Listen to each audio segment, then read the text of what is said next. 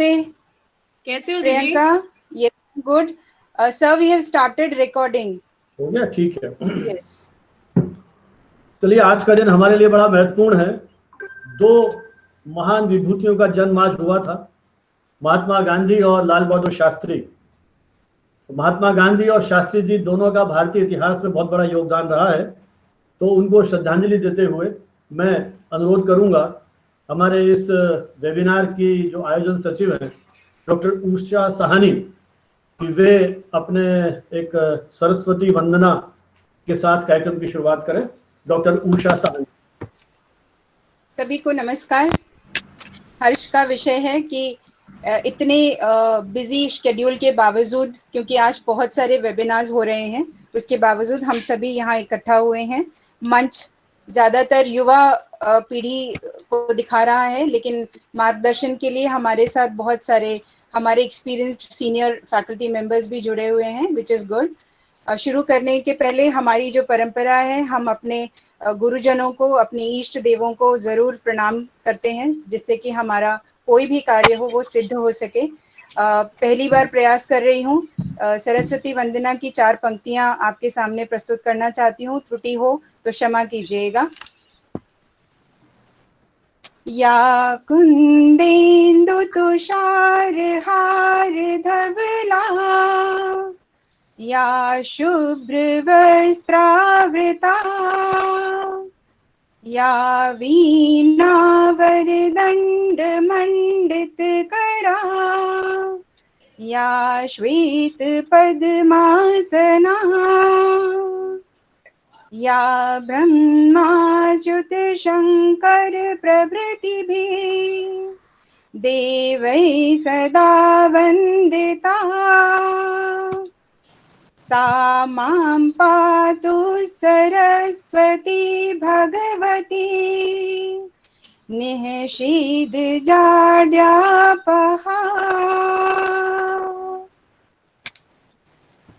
माँ सरस्वती के चरणों में नमन करते हुए इस वेबिनार का हम शुभारंभ करते हैं। जैसा कि सभी को ज्ञात है, आज हम सब एकत्र हुए हैं 2 अक्टूबर गांधी जयंती के दिवस पर, जो कि एक बेहद शुभ और सुसंस्कृत दिवस माना जाता है।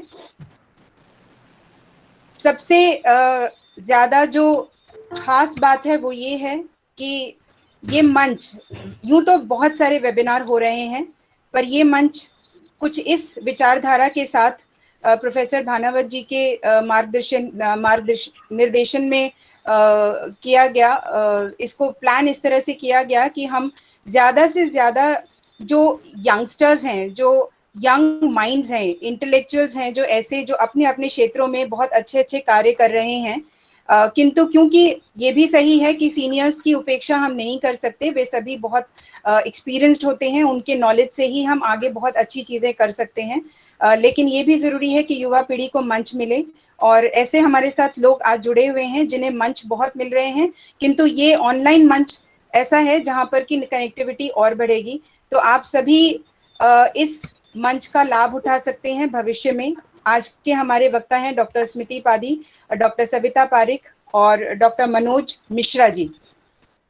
ये जो सीरीज है, ये आज सिर्फ एक वेबिनार नहीं है, ये वेबिनार सीरीज हमने स्टार्ट की है, जिसमें कि कई सारे वेबिनार्स होंगे। जब जब मुमकिन हो पाएगा, जिस जिस दिन में बहुत छोटे छोटे गैप पर, थोड़े थोड़े समय पर ये वेबिनार्स किए जाएंगे। और आप सबकी सहभागिता जिस तरह से आज हमें मिल रही है, उम्मीद है, आशा है इसी तरह से मिलती रहेगी। ये भी एक बहुत बड़ी जो हम सोच लेकर चल रहे हैं वो ये है कि इससे हमें मतलब नहीं है कि कितने लोग जुड़ रहे हैं। जो भी जुड़ रहे हैं वे लोग इस बात को सुने, इस चर्चा को सुने और आगे अपने साथियों के साथ इसे अनवरत चलाते रहें। और जब कभी भी, क्योंकि ये जो भी पूरा वेबिनार का सत्र चलेगा, ये पूरा रिकॉर्ड हो रहा है, तो कभी कोई किसी का छूट जाता है तो वे इसे बाद में भी सुन सकते हैं, उसका लाभ उठा सकते हैं, क्योंकि रिकॉर्डिंग ऑन है। इसी के साथ हमने अभी फिलहाल जो बैक टू बैक प्लान कर लिया है वो है 6 अक्टूबर को we are going to have another webinar that will be on literature and journalism, साहित्य व पत्रकारिता के ऊपर। उसके उपरांत 8 अक्टूबर को हम ऑलरेडी प्लान कर चुके हैं कोविड-19 चैलेंजेस बिफोर पब्लिक रिलेशंस, ये PRSI के साथ जुड़कर हम कर रहे हैं रायपुर छत्तीसगढ़ से। और 11 अक्टूबर का भी हम प्लान कर चुके हैं, दैट इज गूगल के मीडिया लिटरेसी इनिशिएटिव के तहत फैक्टशाला। तो इस तरह के बहुत सारे वेबिनार्स ऑलरेडी प्लान कर चुके हैं और हम बहुत सारे कोलैबोरेशंस के लिए we are open. Anybody who is interested with their kind of a program, we are ready to welcome them, and this can be a huge platform for each one of us as well as those who are going to connect along with us. इसी के साथ मैं अपनी वाणी को विराम देते हुए professor Sanjeev Bhanawat जी से निवेदन करती हूं कि वे इस कार्यक्रम की संचालन की बागडोर अपने हाथ में लें। प्रोफेसर संजीव भानावत जी। धन्यवाद उषा। सबसे पहले तो मैं हमारे सभी मित्रों का अपनी ओर से भी स्वागत अभिनंदन करता हूं। और जैसा कि उषा ने कहा कि हमारी एक कोशिश रही है कम्युनिकेशन टुडे के माध्यम से कि जो युवा शोधार्थी हैं, शिक्षक हैं, मीडिया कर्मी हैं, उन्होंने जो कुछ काम किया है उसे अपने प्रकाशन के माध्यम से देश के सामने लेकर के आए। तो आज जिस पेंडेमिक के दौर में जब कहीं सारी व्यवस्थाएं छिन्न भिन्न होने लगी, अस्त व्यस्त होने लगी, तो हमें लगा क्यों नहीं इस वेबिनार पेंडेमिक के दौर में भी हम भी कहीं अपना एक योगदान दें और इन अकादमिक गतिविधियों को सुचारू रूप से आगे चलाने के लिए कहीं अपना भी एक विनम्र योगदान दे सकें। इसी उद्देश्य को ध्यान में रखते हुए गांधी जयंती, जिसकी अपने आप में एक ऐतिहासिक महत्ता है और गत वर्ष हमने 150वीं जयंती मनाई थी, तो उन्हीं गांधी जिन्होंने इतिहास में एक तरह से नए कीर्तिमान स्थापित किए, तो ऐसे ही महान पुरुष को, दिव्य आत्मा को हम नमन करते हुए, और इसी के साथ हम शास्त्री जी को भी नहीं भूल सकते जो उन्होंने मात्र प्रधानमंत्री के रूप में 17-18 महीने के कार्यकाल में जिस प्रकार से पाकिस्तान के साथ संघर्ष किया, उनका जो पूरा जीवन था, सादा जीवन, वो देश के लिए एक अनुकरणीय रहा। जय जवान जय किसान के नारे ने पूरे देश को जिस तरह से एक भावना के स्तर पर जोड़ दिया। और मुझे याद है हम बहुत छोटे छोटे थे उस समय, लेकिन सोमवार को व्रत करेंगे, उनका जो एक इस तरह का आह्वान था, पूरा देश उनके साथ था। जो उस समय का जो नेतृत्व था, मुझे लगता है कि वो जो महान आत्माएं हैं उनका एक तरह से आशीर्वाद जो है हमारे इन सारे अभियानों को मिलता रहेगा। तो ऐसा ही एक विचार अभियान हम लोगों ने शुरू किया, जैसा अभी कहा गया कि हम उन युवाओं के माध्यम से, तो हमारी कोशिश रहेगी आने वाले टाइम में कि एक मिश्रण रहे। उसी दृष्टि से आज हमने डॉक्टर मनोज मिश्रा, जिनसे बहुत पुराना मेरा संबंध रहा है, जयपुर में भी वो अनेक मंचों पर आए और विशेषकर हमारे जो विज्ञान संचार की कार्यशालाएं थी उसमें इनकी सहभागिता रही। और मुझे याद आ रहा है कि बेस्ट पेपर अवार्ड भी हमने तो क्या दिया था, उन्होंने जीता था हमारे यहाँ पर उस कॉन्फ्रेंस में। और विज्ञान पत्रकारिता या विज्ञान संचार पर जो एक स्पेशल पेपर हमने प्लान किया था DST के साथ काम करते हुए, उसमें भी इनका बड़ा योगदान रहा। जौनपुर जाने का मुझे भी 2 बार मौका मिला। लगभग 2 दशक का अनुभव डॉक्टर मनोज मिश्रा का, जो अनेक रिसर्च प्रोजेक्ट के साथ जुड़े रहे और बहुत अच्छे वक्ता हैं। मैं फेसबुक पर अक्सर इनको देखता रहता हूँ, किस तरह से विश्वविद्यालयों के अनेक आयोजनों में आप सक्रिय रूप से सम्मिलित रहते हैं। और उस उत्साह को, उस उमंग को मैं इसलिए महसूस कर सकता हूँ, मेरा भी विश्वविद्यालय का जीवन उसी तरह का रहा। अनेक आयोजनों में इनकी सहभागिता रही और बहुत जल्दी डीन जैसे महत्वपूर्ण पद पर उनको एक तरह से शोभित किया गया। तो डीन के रूप में न सिर्फ जर्नलिज्म पाठ्यक्रम को, बल्कि अपनी पूरी जो एक आर्ट्स फैकल्टी है उसको एक तरह से आप नेतृत्व दे रहे हैं, तो मैं उनका यहाँ स्वागत करता हूँ। और उन्हीं के साथ जो हमारे, जैसा मैंने आपसे कहा कि युवा मीडिया कर्मी और शिक्षक हमारे बीच में है, डॉक्टर सविता पारिक। किसी भी शिक्षक के लिए गौरव की बात होती है कि वो अपने विद्यार्थियों के साथ मंच शेयर करे। तो आज उस दृष्टि से मेरे लिए भी गौरव की बात है कि मैं 2 कहूँ या तीनों ही कहूँ, मनोज जी को भी विद्यार्थी मानता हूँ वैसे और सविता ने तो मेरे साथ ही PhD किया, और स्मृति, उनके साथ भी मेरा उसी तरह का एक संबंध रहा, जिनका व्यापक अनुभव रहा। सविता को तो मैंने बिल्कुल एक विभाग में से किस तरह से एक विद्यार्थी के रूप में निकल के मीडिया में अपनी एक पहचान बनाते हुए, लेखन के क्षेत्र में, प्रिंट मीडिया के क्षेत्र में, इलेक्ट्रॉनिक मीडिया के क्षेत्र में, भास्कर टीवी के साथ समाचार वाचक के रूप में देखा, फिर जयपुर दूरदर्शन में समाचार वाचक के रूप में देखा, फिर RJ के रूप में पिंक सिटी का जो हमारा FM चैनल था उसमें इनको सुनने का मौका मिला। कई बार उन्होंने मुझे फोन इन इंटरव्यू भी लिए। और फिर डेली न्यूज़ के माध्यम से समसामयिक विषयों के ऊपर जिस तरह से बहुत सारी कवर स्टोरीज प्लान की, मुझे लगता है कि बहुत जल्दी इन्होंने प्रिंट और इलेक्ट्रॉनिक मीडिया के अंदर अपनी एक पहचान बनाई, न सिर्फ जयपुर में बल्कि प्रदेश में। और फिर पीएचडी की डिग्री प्राप्त की, बिल्कुल एक नया अछूता विषय कार्टून विधा को लेकर के।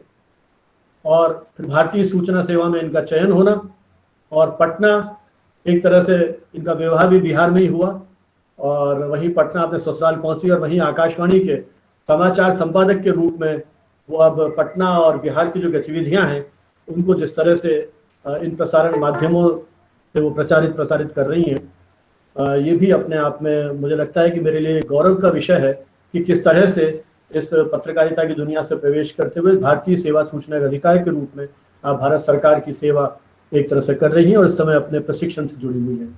तो इनको विषय भी हमने यही दिया है कि गांधी पे जो कार्टून्स बने थे उसके बारे में वो किस तरह का सोचती हैं और विचार करती हैं। हमारे साथ डॉक्टर स्मृति पाढ़ी हैं, जिनको मैंने शायद 2012 की बात है, लगभग 8 साल पहले एक सेमिनार में इनसे मुलाकात हुई थी।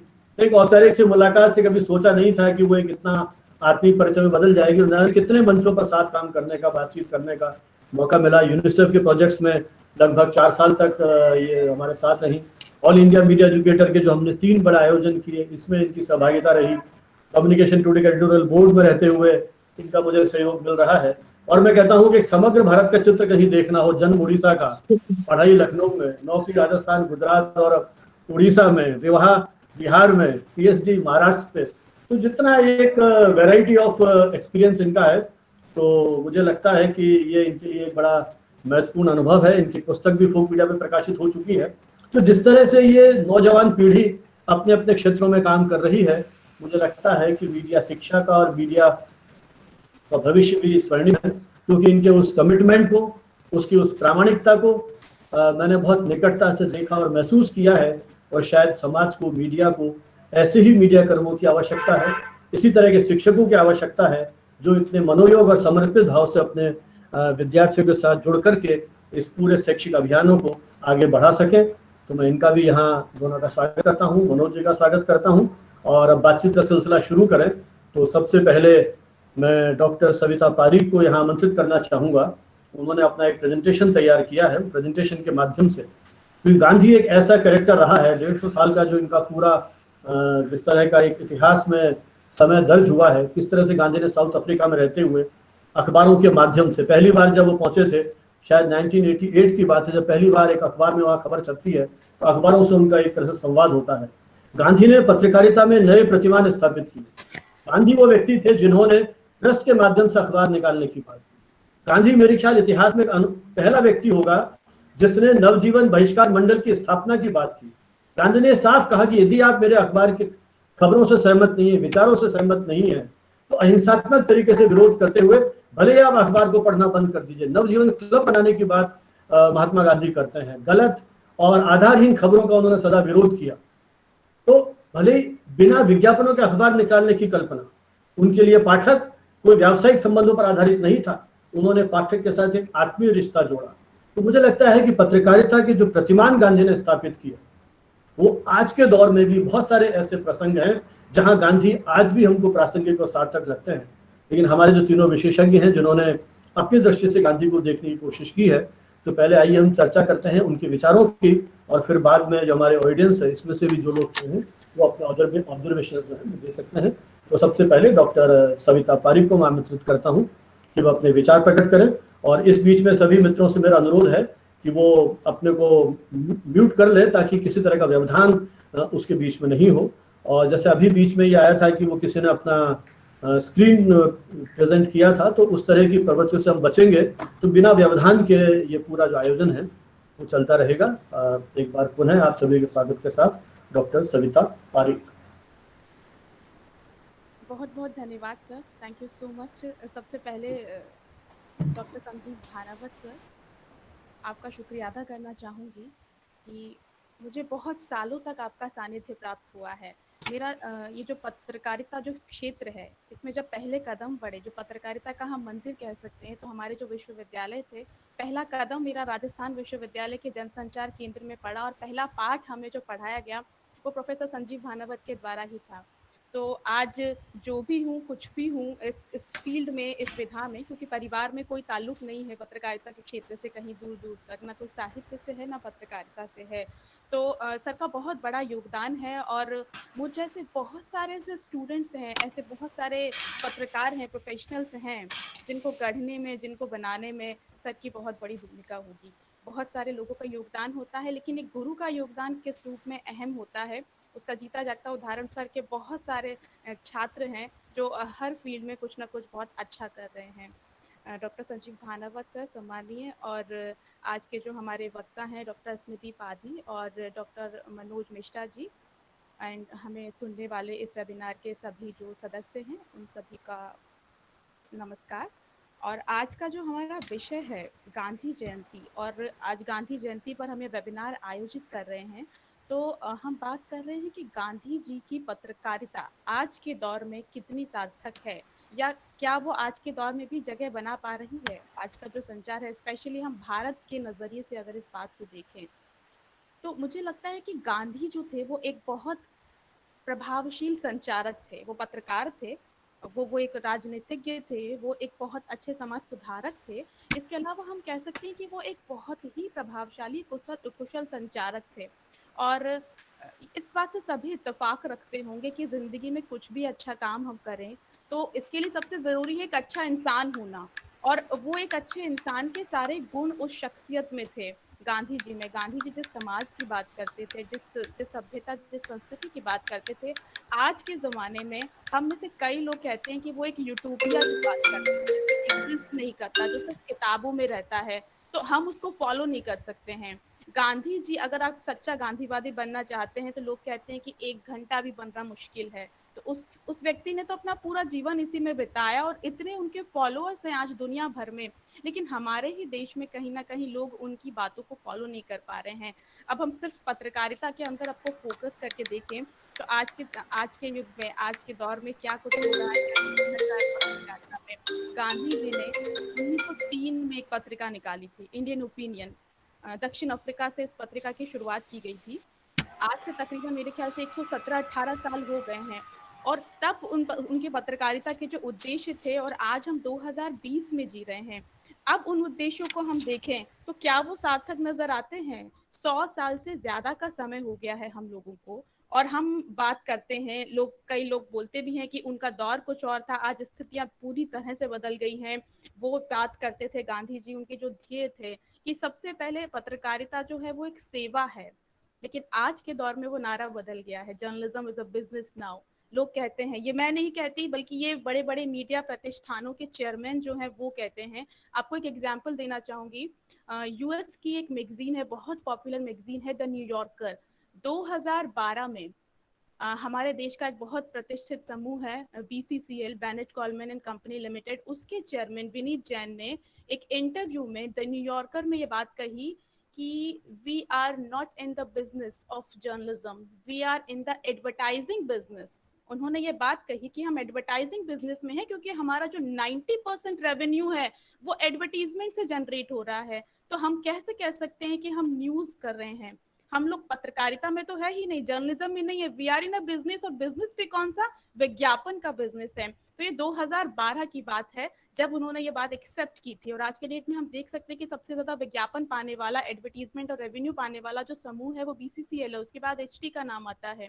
हिंदी समाचार पत्रों की हम बात छोड़ दें, सिर्फ अगर हम भाषाई बात को छोड़ दें और समाचार पत्रों पर अपने आप को केंद्रित करें, तो हम ये देखते हैं न्यूज चैनल्स में सेकंड्स के बेसिस पे जो एडवर्टीजमेंट आते हैं, और उसके बाद पे कोई भी न्यूज काट दी जाती है। तो हम समझ सकते हैं कि कितना एक महत्वपूर्ण रोल अदा करते हैं विज्ञापन आज की पत्रकारिता में।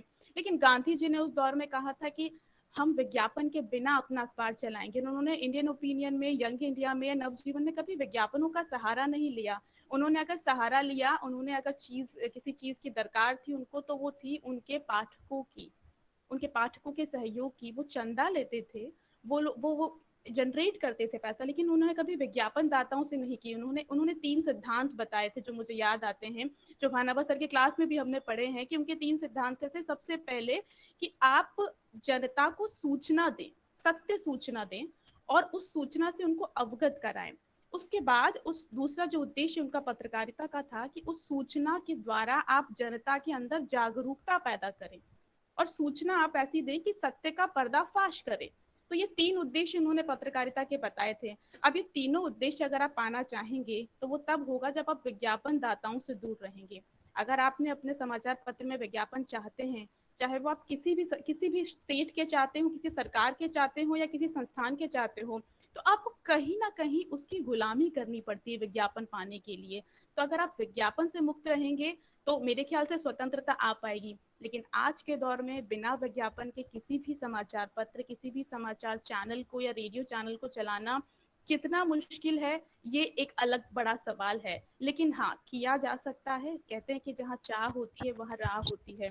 तो गांधी जी की एक जो बात थी कि बिना विज्ञापन के उन्होंने समाचार उस दौर में चलाकर बताए थे और उन्होंने उनका रास्ता भी निकाला कि किस तरह से बिना विज्ञापन के वो अपने समाचार पत्र, अपने जर्नल चला रहे हैं और बिना किसी नुकसान के चलाए उन्होंने। और लोग इंतजार करते थे कि कब वो साप्ताहिक पत्रिका उनके हाथ में आएगी और कब उसको पढ़ेंगे। अब मैं ज्यादा बात नहीं करती हूँ क्योंकि बहुत सारे हमारे वक्ता हैं जो बात करेंगे। मैं आपको सीधा लेकर चलती हूँ गांधी जी के उन कार्टून्स पर कि गांधी जी की पत्रकारिता जो है वो आज के समाचार माध्यमों के अंदर बची है नहीं है। लेकिन हम एक ऐसी जगह देखते हैं जहां गांधी आज भी जिंदा है, उनके जो मूल्य हैं, उनके जो विचार हैं वो आज भी जिंदा है। वो है हमारे कार्टून, समाचार पत्रों में प्रकाशित होने वाले जो कार्टून्स हैं वो गाहे बगाहे गांधी जी को याद करते हैं। उस समय जब इस देश में मूल्यों का ह्रास होता है, जब नैतिकता का पतन होता है, तो गांधी के विचारों का, गांधी के सिद्धांतों का जहां कहीं भी पतन होता है तो कार्टूनिस्ट को हमेशा गांधी जी की याद आती है और उनके जरिए वो जनता को संबोधित करने की कोशिश करते हैं, याद दिलाने की कोशिश करते हैं कि हमारी सोसाइटी पहुंच कहाँ गई है। तो आज के दौर में गांधी जी को लेकर जो कार्टून्स प्रकाशित हो रहे हैं, मैंने कुछ वो कार्टून्स कलेक्ट करने की कोशिश की है और उसके जरिए हमारे समाज में क्या कुछ घट रहा है वो मैं आपको बताने की कोशिश कर रही हूँ। एक बात और आपको बता दूं कि गांधी जी उस दौर से कार्टून्स में अपनी जगह बना रहे हैं जब देश आजादी की लड़ाई लड़ रहा था। न केवल स्वदेशी बल्कि विदेशी कार्टूनिस्टों की पहली पसंद थे गांधी जी। भारत की अगर पहचान होती थी वो गांधी से होती थी विदेशों में। अब आपको मैं प्रेजेंट कर रही हूँ अपना पीपीटी। अगर आप सर इजाजत दें तो मैं इसको प्रेजेंट करना चाहूंगी। Bhanawat sir.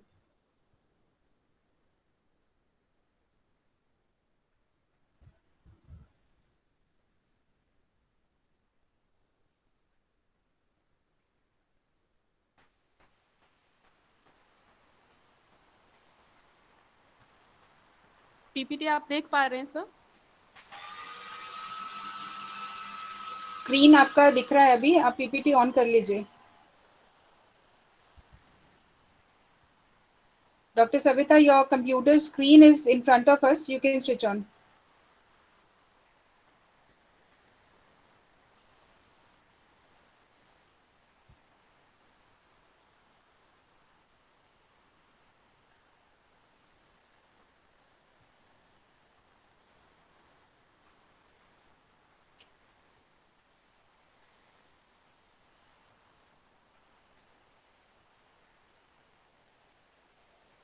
It went off. Let me present it again. Sure.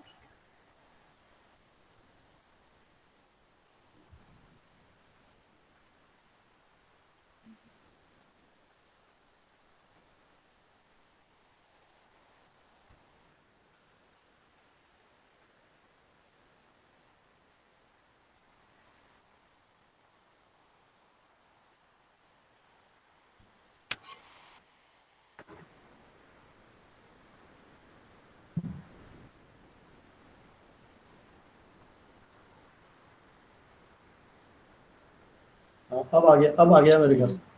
हाँ, आ गया।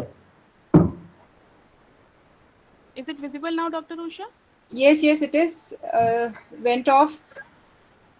हाँ, now it's okay. Slideshow click कर दीजिए. Yeah, perfect.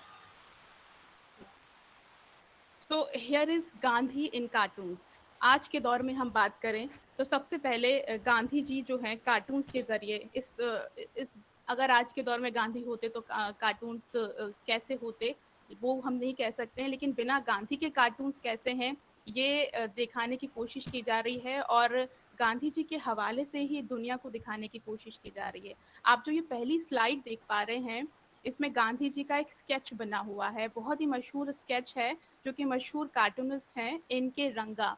इन्होंने ये स्केच बनाया था और सिर्फ एक लाइन से ये स्केच बनाया गया है। इसकी खूबसूरती ये है, और इतना मशहूर हुआ था ये कि जब हमारे गणतंत्र ने 50 साल पूरे किए साल 2000 में, तो भारत सरकार ने इसी स्केच को लेते हुए एक डाक टिकट जारी किया था, जो उस समय शायद 3 रुपए का आता था। अब तो हमारा डाक तार से कितना नाता है ये हम सभी जानते हैं। तो अब इसकी प्राइस मैं आपको नहीं बता पाऊंगी, बट ये बहुत मशहूर स्केच था रंगा जी का।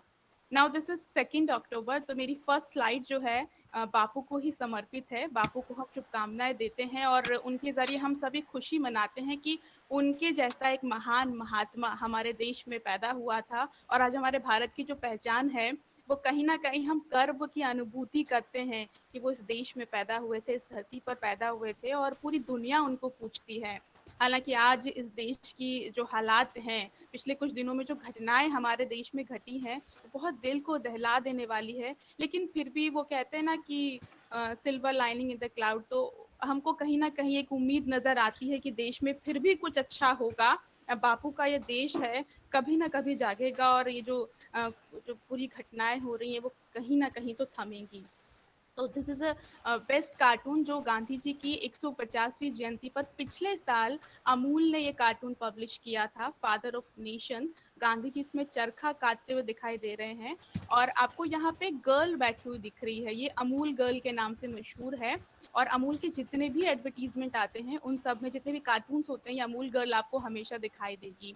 तो ये एक नमूना है हमारे देश में कार्टूनिंग का कि किस तरह से जो एडवर्टाइजिंग इंडस्ट्री है वो कार्टून्स का यूज कर रही है अपने आप को पॉपुलर करने में, सोसाइटी के बेनिफिट के लिए, बेटरमेंट के लिए इस तरह के कार्टून्स जो हैं, सोसाइटी के कार्टून्स वो पब्लिश करते हैं। तो this was the one of the best cartoon which I liked in these days. Gandhi at 150, ये कार्टून जो है ट्विटर से ये इसका कर्टसी है। इस कार्टून को अगर आप देखेंगे तो समझ पाएंगे कि एक शख्स है, वो गांधी जी के स्टैचू के सामने खड़ा हुआ है, और वो उसने फिंगर्स जो है वो क्रॉस्ड कर रखी है अपने, और उसके बाद वो गांधी जी को हैप्पी बर्थडे विश कर रहा है। मेरे ख्याल से आप समझ पा रहे होंगे कि फिंगर क्रॉस क्यों है। उसके चेहरे पर पसीने की बूंदें देखी जा सकती हैं, उसकी आंखें आप खुली हुई देख सकते हैं, और वो किस तरह से हैरान परेशान है। और वो कह रहा है कि here is wishing you many many more happy birthdays, कि आपके बहुत सारे बर्थडेज आए, लेकिन इस देश में जो हालात हैं वो कैसे हैं। और उस परिस्थिति में आप बापू का चेहरा देखिए, कार्टून ने किस खूबसूरती से इसको ड्रॉ किया है, बताने की कोशिश की है कि दोनों ही खुश नहीं है बर्थडे पे, ना गांधी जी ना उनको विश करने वाला उनका फॉलोअर, क्योंकि देश के हालात इस कदर हैं। जब गांधी 150 वर्ष जीवन के पूर्ण कर चुके हैं, वो इस दुनिया में नहीं है, लेकिन जहाँ कहीं भी है, वो शायद उनकी मनस्थिति यही होगी कि ये मेरा देश नहीं था, ये मेरे सपनों का देश नहीं था, इसको बदलने की जरूरत है। यहाँ एक और कार्टून, यहाँ पे टाइम्स ऑफ इंडिया में प्रकाशित हुआ था। ये कार्टून संदीप अधवर्यु का एक कार्टून है, और इनका कार्टून कॉलम बहुत मशहूर है। अगर आप टाइम्स ऑफ इंडिया के रेगुलर रीडर हैं तो आप जानते होंगे, लाइन ऑफ नो कंट्रोल। यहाँ कार्टूनिस्ट ने खुद को प्रेजेंट किया है और वो बापू से बात कर रहा है, और कार्टूनिस्ट के हाथ में आप देख सकते हैं एक कलम है, और वो बापू से कह रहा है कि सॉरी, फर्स्ट अगर आप सीन देखें, sorry I forgot to caricature you on 2 October. Gandhi ji, मैं 2 अक्टूबर को आपका कैरिकेचर बनाना भूल गया। तो this past week did you lampoon Dalit atrocities. The Bapu cartoonist को कह रहे हैं कि क्या तुमने दलित एट्रोसिटीज पर कोई कार्टून बनाया? क्या तुमने मॉल न्यूट्रिशन, डेथ, पॉवर्टी और जो देश में सब कुछ हो रहा है उस पे कोई कार्टून बनाया? देन कार्टूनिस्ट बापू से क्या कहता है कि no, I only did Pakistan bashing. मैंने सिर्फ यही काम किया है कि पाकिस्तान बैशिंग, उस दौर का जो घटनाक्रम था वो कार्टूनिस्ट कह रहा है। देन गांधी जी कहते हैं कि don't feel sorry, you have कैरिकेचर्ड me enough. अब तुमको कुछ करने की जरूरत नहीं है, तुम मुझे बहुत कैरिकेचर कर चुके हो। एक सटायर है गांधी जी की तरफ से कार्टूनिस्ट के लिए कि तुमने कोई भी तो ऐसा काम नहीं किया जो मुझे पसंद है, तो मुझे स्केच करके अब तुम क्या कर लोगे। तो अगर तुम मेरे सिद्धांतों के अकॉर्डिंग कोई भी कार्टून बनाते, कुछ किसी के ऊपर अत्याचार हो रहा है तो तुम कुछ लिखते, अपनी कलम चलाते, तो वो अपने आप में मेरे लिए एक श्रद्धांजलि होती। सिर्फ 2 अक्टूबर को मेरा चित्र बना देने से अपने कर्तव्यों की इतिपूर्ति नहीं कर सकते, आप इतिश्री नहीं कर सकते हैं। ये लॉकडाउन के पीरियड में एक कार्टून आया था, दैनिक भास्कर में मशहूर कार्टूनिस्ट हैं इस्माइल लहरी जी, उनका ये कार्टून है। और वो किस तरह से कार्टून को पॉजिटिविटी की ओर ले जाते हैं, इस कार्टून में हम देख सकते हैं। सोशल डिस्टेंसिंग की बात कर रहे हैं कि बापू का कोई भी जो चीज है वो कभी भी हिंसा की बात नहीं करती। गांधी जी की जो लाठी है वो भी किस तरह से लॉकडाउन में काम आ रही है सोशल डिस्टेंसिंग को पूरा करने के लिए। ये बात इसमें कार्टूनिस्ट कहना चाह रहा है कि किस कदर बापू के अंदर हर एक चीज में पॉजिटिविटी हमको नजर आती है। उनका चश्मा आप देखिए, वो स्वच्छ भारत की बात करता है। उनका जो चरखा है वो आत्मनिर्भर भारत की बात करता है, जो हमारी भारत सरकार का विजन है इस समय। तो हर चीज गांधी कहीं ना कहीं, और आज के दौर में जो सरकार में जो लोग हैं वो बापू को हर कहीं ना कहीं फॉलो करते नजर आ रहे हैं। तो लोगों को नजर आता है कि बापू ने उस दौर में जो बातें कही थी वो आज भी कितनी रेलेवेंट है, कितनी सार्थक है हमारी सोसाइटी में, अगर हम उनको फॉलो कर पाए तो। ये फिर एक और कार्टून है, जब बेंगलोर में जो नस्लीय अटैक हुए थे उस समय। अब कार्टून इसके लिए हमेशा गांधी जी को दिखाने का यही जरिया होता है कि स्वर्ग में बैठकर गांधी क्या सोचते हैं इस देश के बारे में, उससे वो देश की स्थिति बताने की कोशिश करते हैं। आप देख पा रहे होंगे यहाँ पे गांधी जी के साथ में हमको नेल्सन मंडेला नजर आ रहे हैं, और मंडेला जी न्यूज़पेपर पढ़ रहे हैं, और गांधी जी क्या कह रहे हैं आप कैप्शन पढ़िए, I apologise couldn't anticipate brown man's burden. वो समझ ही नहीं सके कि उन्होंने क्या किया था उस जमाने में, जब दक्षिण अफ्रीका के अंदर उन्होंने वो नस्लीय उसकी बात करी थी, हिंसा की बात करी थी। और आज की डेट में भी अगर ये हो रहा है तो उनको इस बात का दुख है कि वो अपने ही देश में चीज नहीं कर पाए, एक बोझ उनके दिल पर है। ये कार्टून कहने की कोशिश कर रहा है। अगेन इस्माइल लहरी जी का कार्टून है ये, दैनिक भास्कर में प्रकाशित हुआ था। गांधी को हम किस किस रूप में पूजते हैं, एक तरह से उस पर ये व्यंग है कि ये जो शख्स है गांधी के स्टैचू को तोड़ करके उसको एटीएम समझते हुए उसमें से पैसा निकालने की कोशिश कर रहा है। कि मानसिकता है कि गांधी जी सिर्फ नोटों पर हैं, नोटों पर चिपके रहते हैं और वही अच्छे लगते हैं, तो गांधी की वैल्यू वहीं तक है, उसके अलावा उनकी गांधी की उनकी जिंदगी में कोई इज्जत नहीं है। उन जैसे लोगों पर एक व्यंग करने की कोशिश है। आज के दौर का एक कार्टून है जो बताता है हमारे देश के कुछ लोगों की मानसिकता को। This is again Gandhi ji स्वर्ग में बैठे हुए हैं, और ये 2019 के जो इलेक्शंस हैं उस पर सटायर करता है कार्टून है। सतीश कुमार ने कार्टून बनाया है। गांधी जी और नेहरू जी दोनों गहरी सोच की मुद्रा में हैं और सोच रहे हैं कि क्या हमारा जो स्ट्रगल था, हमने उस दौर में करा था, वो वर्थ था, क्योंकि इस देश में आज जो हालात है ऐसे तो हमने कभी नहीं सोचा था कि इस देश में ऐसा होने वाला है। तो this is also a good cartoon. Again ये सॉल्ट मार्च 2019 की बात है, संदीप अधवर्यु का एक कार्टून है। आप खुद इस कार्टून को गौर से देखने की कोशिश करिए, किस तरह से आ रहा है कि एक चिन्ह है पीछे स्वास्तिक का, वो पीछे डूबता हुआ नजर आ रहा है, ऊपर कुछ बादल मंडरा रहे हैं, और जो बैकग्राउंड है वो ऑरेंज कलर में है। गांधी जी के हाथ में नमक है, दो बच्चे उनको कुछ दिखा रहे हैं, कोशिश कर रहे हैं, और बहुत हैरान से परेशान से हैं। गांधी जी का जवाब है कि अगर तुम आजादी चाहते हो तो everything with a fistful of salt, मतलब एक चुटकी भर नमक से काम हो जाना चाहिए हर चीज, मतलब इतना ही आपको डालना चाहिए। ये बहुत गहरा कार्टून है जो आज के जमाने में हमारी आदत क्या है कि हम दिन रात ट्विटर, फेसबुक, व्हाट्सएप करते रहते हैं। तो गांधी जी ये बताना चाह रहे हैं कि अति सर्वत्र वर्जयेत, किसी भी चीज की अति बहुत बुरी होती है। फिस्टफुल ऑफ सॉल्ट जो है वो काफी है किसी भी काम को अच्छा करने के लिए। जहां भी आप अति करोगे तो काम हमेशा बुरा होता है। तो कहीं ना कहीं वो ये संदेश देने की कोशिश कर रहा है कार्टूनिस्ट कि आप हर चीज को एक सीमित मात्रा में यूज करें, चाहे वो सोशल मीडिया हो, चाहे वो टेलीविजन चैनल हो, चाहे कोई भी आपकी पसंद हो। जैसे ही वो आप अतिरेक में करेंगे तो वो आपकी लत बन जाएगी, जो बिल्कुल सही नहीं है।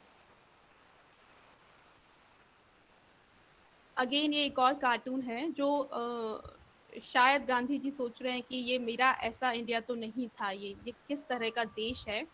ये गुजरात में जब कुछ वायलेंस हुआ था, उस दौर में एक कार्टून बनाया गया था। सतीश आचार्य एक बहुत जाने माने कार्टूनिस्ट हैं, सोशल मीडिया पे काफ़ी एक्टिव रहते हैं। इसको मुझे बहुत ज़्यादा समझाने की ज़रूरत नहीं है। ये कार्टून अपने आप में बहुत कुछ बयां कर रहा है कि गांधी जी को अपने स्टैच्यू से उतरकर नीचे आना पड़ा और उनको देखना पड़ा कि व्हाट इज दिस, ये जो पत्थर, ये जो फेंके जा रहे हैं हथियार, इससे क्या नया देश बना पाएंगे हम? ऐसा देश बनाने के बारे में तो उन्होंने कभी नहीं सोचा था, ना उन्होंने उसके लिए अपना सर्वस्व बलिदान किया था उस देश के लिए। This is very sad situation for Gandhi. Now ये एक बहुत पुराना कार्टून है। 1969 में जब गांधी जी की 100वीं जन्म वर्षगांठ मनाई जा रही थी देश में, आज हम 150वीं पर हैं, ये 1969 में था। इनके रंगा ने कार्टून बनाया था और उस समय देश में गुजरात रॉयट्स हुए थे, तो तब रंगा जी ने कार्टून बनाया था। और अब फिर देखिए कि गांधी की बैक पर, गांधी के पीछे से उन पे वार किया जा रहा है। अपने आप में बहुत कुछ कह रहा है। पीछे से एक बॉम्ब ब्लास्ट हो रहा है, आगे से एक चाकू फेंका जा रहा है, गांधी जी पीछे हैं, कौन उन पर वार कर रहा है। तो ये उस दौर का एक कार्टून है, ये आज का कार्टून नहीं है।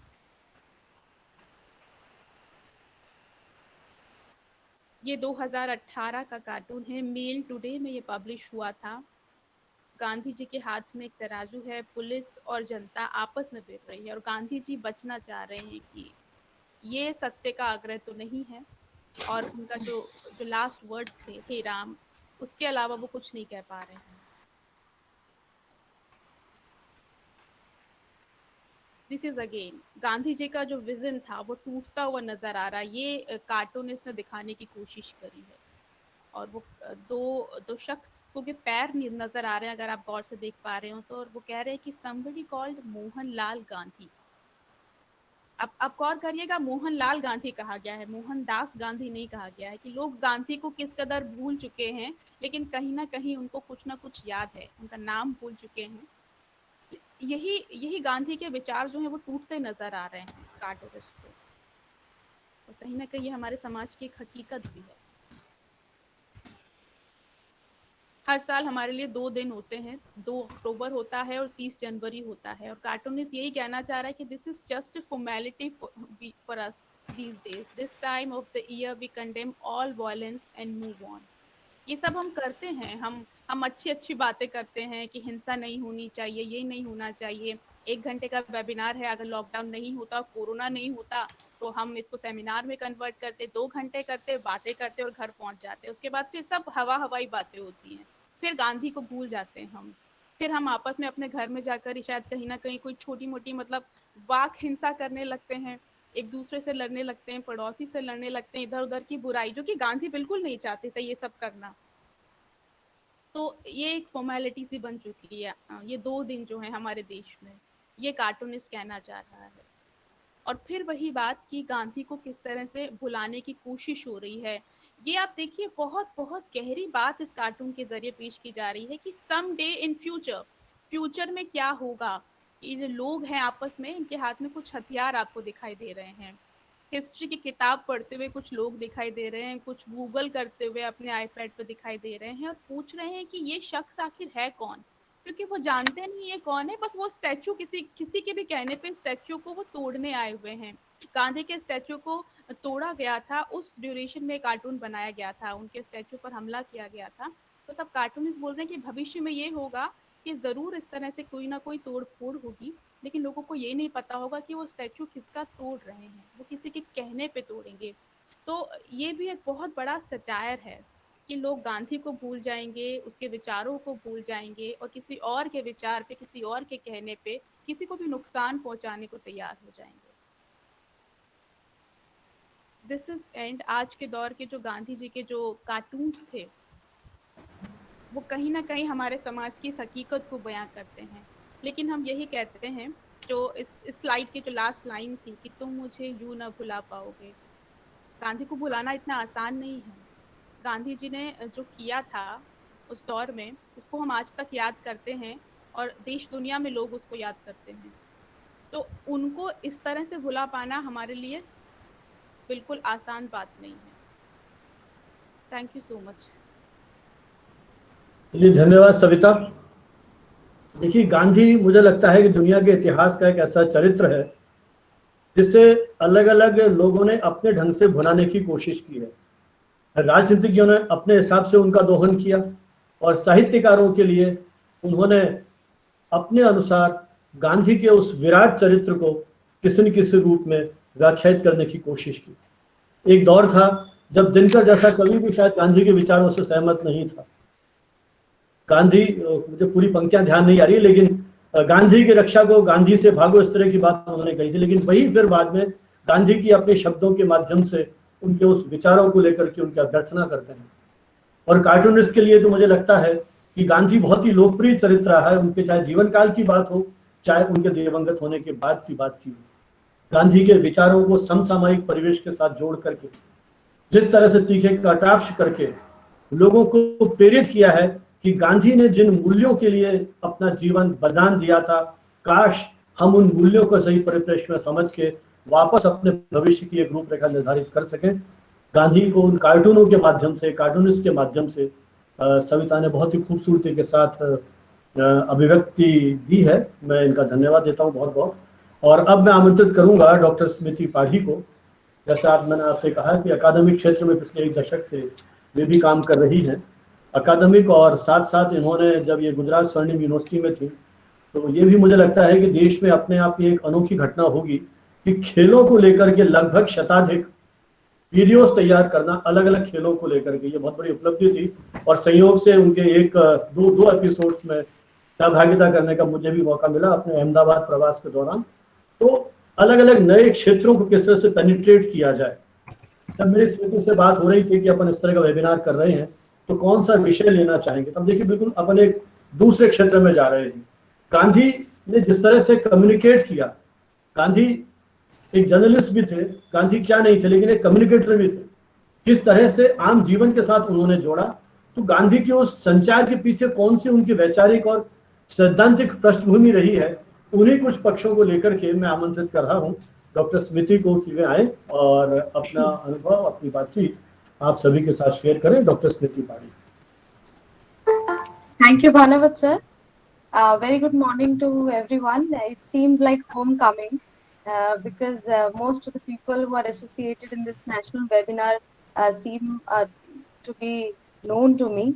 I wish everyone a very happy Gandhi Jayanti at the onset, and I am pretty sure that this national webinar is going to be a success. Dr. Savita made an absolutely wonderful presentation of the cartoons, the way Gandhi was portrayed in the cartoons, his thoughts and ideas were portrayed in the various cartoons is absolutely amazing. And Dr. Usha, thank you so much for welcoming me at the onset, and that was a beautiful Saraswati Vandana to start our webinar. And Thank you. we are following every tradition and we are following the path that was set out by Gandhiji to the letter and spirit. Gandhi, before I begin on this topic, that Gandhi as a communicator, and I express what I feel Gandhi was as a communicator, I would like to say that it's the action or the fruit of the action that is important. So we will be trying to do our best, trying to speak our best in every webinar that is hosted by Communication today. And by the God's grace and by the wishes and blessings of Bhanavat sir, I know that it will be a success. Bhanavat sir has been a guide, an inspiration, a father figure, a friend at times, a problem solver to me and whatnot. I cannot define his personality in few words. He's absolutely everything to me as far as my academic pursuit is concerned, my personal life is concerned. He has been there as a shining star, I would say, in my life. So thank you so much, sir, for giving me this opportunity to speak today. And it's the first time that I'm attending a webinar with such decorated personalities here and with such young talent and young people. So Gandhi, I can remember one of his quotes I had read somewhere that he said that journalism should never be prostituted for selfish ends or for the sake of merely earning a livelihood, or worse still for amassing money. But that we can see very clearly is the truth of the day, as most of the media channels, most of the media houses, they are working as if they are not watchdogs, but they are lapdogs. The advertorials, the paid news, that is the truth of the time. So, in such a scenario, Gandhi's ideology, his philosophy, his fantastic communication skills is all the more it becomes important for me as a student of mass communication. So, Gandhi as a communicator, some of the points that I could jot down since last evening. The Gandhi's impact on the people he met on and with the masses he spoke to was simply electrifying. These people were not just freedom fighters. They were not just big personalities like politicians, writers, lawyers, or thinkers. They were the slum dwellers as well. There were villagers, there were farmers, there were laborers. There were the little educated or absolutely illiterate people whom he communicated to.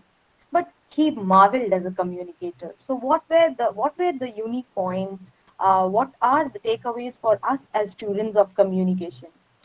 He wasn't a pleaser to start with. He वो सिर्फ लोगों को खुश करने के लिए communication नहीं करते थे, बातें नहीं कहते थे. He said what he wanted to say. He was capable of saying things or doing things that was rather unpleasant, rather incomprehensible to the people at large. But uh, but he was a social reformer. Along with the leader, he was also a social reformer. He brought in so many social reforms, be it untouchability or doing away with the caste differences, or with the religious equality, and raising the nationalistic sentiment among the people. He was doing multiple things at the same time. So, doing it with that grace, doing it with that connect, he had some amazing qualities as a communicator. So today, as I speak on Gandhi as a communicator, I would like to highlight some of these points. First and foremost, as I told, that he was not just saying or choosing his words to please the people. He told what he wanted to say. He may not be surprising, which may not be surprising because he was a great deal more of a leader and also a social reformer too. He had no ambiguity in his language, no hedging, no avoiding saying directly what he thought about a matter. He had no apprehension of the possible resentment that his speech would cause, or his communication would cause, or that the feelings that it would evoke. He told what he wanted to say. So he used rhetoric in favor of clarity and directness. He employed rhetorics multiple times in his speech, in his communication. He had mastered his communication after several experiments that he conducted during his stay in South Africa. He had experimented with the process of communication. Also, when he came back to in India, he he tried to implement those experiments, in his communication, in his style of talking. So a few things that is very clear to a student of communication. Number one is the use of simple metaphors, use of simple language, use of a balanced structure. He used irony also, and he was very clear and smooth and eloquent in his way of communication. And the most important thing is that he used multiple ways, multiple tools in his communication. Like whenever he would go to address the masses, besides the open letters, the letters to editors, he would also use, the catchy slogans. There would be pledges that he would use. There would be symbols that he used, and also the way he dressed up, the his demeanor, his attitude. That was also an extension of his communication. That made people think that he was a part of them. That developed a very deep connect between the masses and Gandhiji as a communicator, because they felt that he was one of them. Okay, be dressing in a simple dhoti, because that was what people of our country used to wear mostly by and large. So he dressed up like that. The choice of language. I remember I had read somewhere that when he went to Bengal, he was a Gujarati, but when he went to Bengal for his communication, he insisted that he learned Bengali, and he would take lessons very diligently, just like a schoolboy. And he learned that language. He used to communicate with the people with their language, using their riddles, using their using the idioms or the proverbs that they would generally use in their day-to-day life conversation. So his demeanor, his attitude, his choice of language was also an extension of the communication that he made. He used symbols, signs, and motives very tactfully in his communication. Also, as I said, that because by and large people identified with him as a communicator, as a person, he could easily adapt to different situation and different times. Because he was part of this very big movement, social movement, the political movement, and times were very hard, very bad during those days. But he adapted to different situations. He adapted his communication style to different situations when he used to communicate. So that clicked with the masses, and that makes him an excellent communicator. And also his uncompromising ability to have truth and sincerity and moral values in his communication was a big plus point with Gandhi as a communicator. His communication had unflinching credibility. People would believe word by word of what Gandhi said. And what made it a success was that, as Gandhi used to say, an ounce of action was better, much far better than tons of theory. So he was not just a man who would just blabber and say and then forget it. No, he implemented his words, whatever he told as a communicator, in his actions also. He would always have a practical program of work ready, backing up to what he said. So his communication became credible in that way. It was connecting, it was credible, it was clear, it was full of truth and sincerity, and it was not biased. His communication was free of anger. It was free of hatred. It was having a lot of empathy. Having a lot of empathy, not just sympathy. It had a sincerity, and people could feel it. It was morally apt all the time. So, to me, as a student of communication, I could recollect these things when I thought of him as a communicator, and I thought of sharing this in this platform. I hope that many who are attending this webinar would know much more than this and would like to add up. So later on in the discussion time, we can also bring up certain questions or certain points. So with this, I would like to give rest to whatever I said. Thank you so much for having me as a speaker in this reputed seminar. Thank you, Bhanavat sir. Thank you, Dr. Usha. Thank you very much doctor Smriti. आपने गांधी की जो संचार की क्षमताएं थी उनका बहुत ही सूक्ष्म विश्लेषण अपने वक्तव्य में किया। वास्तव में गांधी अपने आप में एक अद्भुत कम्युनिकेटर थे, क्योंकि उनके समाज के अलग अलग वर्गों के साथ संवाद करना था। जैसा आपने कहा कि किसानों के साथ संवाद करना है, समाज के उपेक्षित वर्ग के संवाद करना है, और वहाँ पूरा स्वाधीनता की लड़ाई वो लड़ रहे थे जिसमें पूरे देश को जनमत को साथ लेकर के चलना है। इसलिए उनका जो पूरा तौर तरीका था बात करने का, उनके जो उदाहरण थे वो उन्होंने अपने इसी परिवेश से मुझे लग रहा है शायद ये डिस्टर्बेंस बहुत है, तो उसी परिवेश से उन्होंने जिस तरह से उदाहरण बनाया। और आपने भाषा की बात की, भाषा वास्तव में उनकी बड़ी सरल और सहज थी, और यही कारण था कि अपने समाचार पत्रों के माध्यम से उन्होंने इस पूरा जो गांधी का 1920 के बाद का जो कालखंड था और पूरा युग उनसे प्रभावित होता है, उनके प्रभाव से न जाने कितनी पत्रिकाएं शुरू होती हैं। तो शायद ये गांधी का ही प्रभाव था कि जिस भाषा में, जिस शब्दावली में, जिन प्रतीकों में गांधी ने बात की, और जैसा आपने कहा उनकी वेशभूषा, जिस तरह से वो ड्रेसअप होते थे, कोई कल्पना कर सकता था कि एक धोतीधारी हाथ में डंडा लिए हुए व्यक्ति एक ब्रिटिश सत्ता को इतनी बड़ी चुनौती दे देगा? ये केवल उनकी संचार क्षमताएं थी, उसी का परिणाम थी। आपको बहुत बहुत धन्यवाद। आपने गांधी के उस संचार का जो पक्ष था उसको प्रस्तुत करने की कोशिश की। और अब हमारे बीच में डॉक्टर मनोज मिश्रा, मुझे लग रहा है ये जो हमारे दूसरे मित्र हैं यदि वो अपने आप को म्यूट कर लेंगे तो शायद ये जो व्यवधान बीच में आ रहा है तकनीकी, इसको हम बचा पाएंगे। डॉक्टर मनोज मिश्रा, जैसे मैंने आपसे कहा कि जौनपुर में इस समय डीन के रूप में काम कर रहे हैं, पत्रिका के एसोसिएट प्रोफेसर हैं, और विराट व्यक्तित्व को एक मीडिया कर्मी किस तरह से देखता है, उस गांधी का आज के दौर में किस तरह का प्रभाव है, कैसे गांधी के विचार हमें दिशा बोध दे सकते हैं। मुझे बहुत पहले याद आ रहा है किसी ने अपनी कविता में, क्षणिका में व्यंग करते हुए कहा था, जब शताब्दी वर्ष मनाया जा रहा था गांधी का, सीमांत गांधी ने कहा युवा पीढ़ी को समझाओ गांधी कैसे थे, और प्रशासन ने गांधी का चित्र पोस्ट कार्ड और लिफाफों को छपाया और कहा गांधी ऐसे थे। तो जिस तरह का कटाक्ष किया गया गांधी को, वास्तव में हमने कहीं जिस तरह से पुस्तकी या उसमें बंद कर दिया। 84 वॉल्यूम में गांधी ने जो कुछ लिखा प्रकाशन विभाग ने 84 खंडों में छापा है।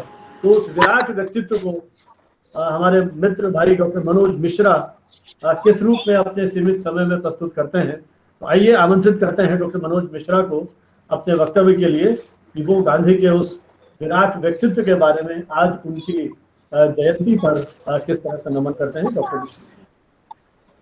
सादर प्रणाम sir. Sir just 1 minute sir, just doctor Manoj just 1 minute. Subhash ji, mister Subhash Kumar, आप प्लीज अपना ऑडियो म्यूट कर दीजिए, this is creating trouble. Mister Subhash Kumar please अपना ऑडियो बंद कर दीजिए, प्लीज म्यूट करिए। Right sir, please continue, sorry to interrupt in between. Doctor Manoj kindly continue. बहुत बहुत धन्यवाद। सभी को सादर नमस्कार। आज इस दिवस पर चूंकि दो विराट व्यक्तित्व आज के दिन जन्म लिए, मैं आप सभी को, आज राष्ट्र कृतज्ञ है, हम सब कृतज्ञ हैं और पूरी धरती आज कृतज्ञ है। ऐसे महामानवों को सादर प्रणाम करते हुए मैं पहले स्वागत करता हूं, अभिनंदन करता हूं हम सबके गुरु सरीखे, और जिन्होंने इस देश की पत्रकारिता में अपना भी बहुत अमूल्य योगदान दिया है। ऐसे हम सबके गुरु श्रेष्ठ प्रोफेसर संजीव भानावत जी,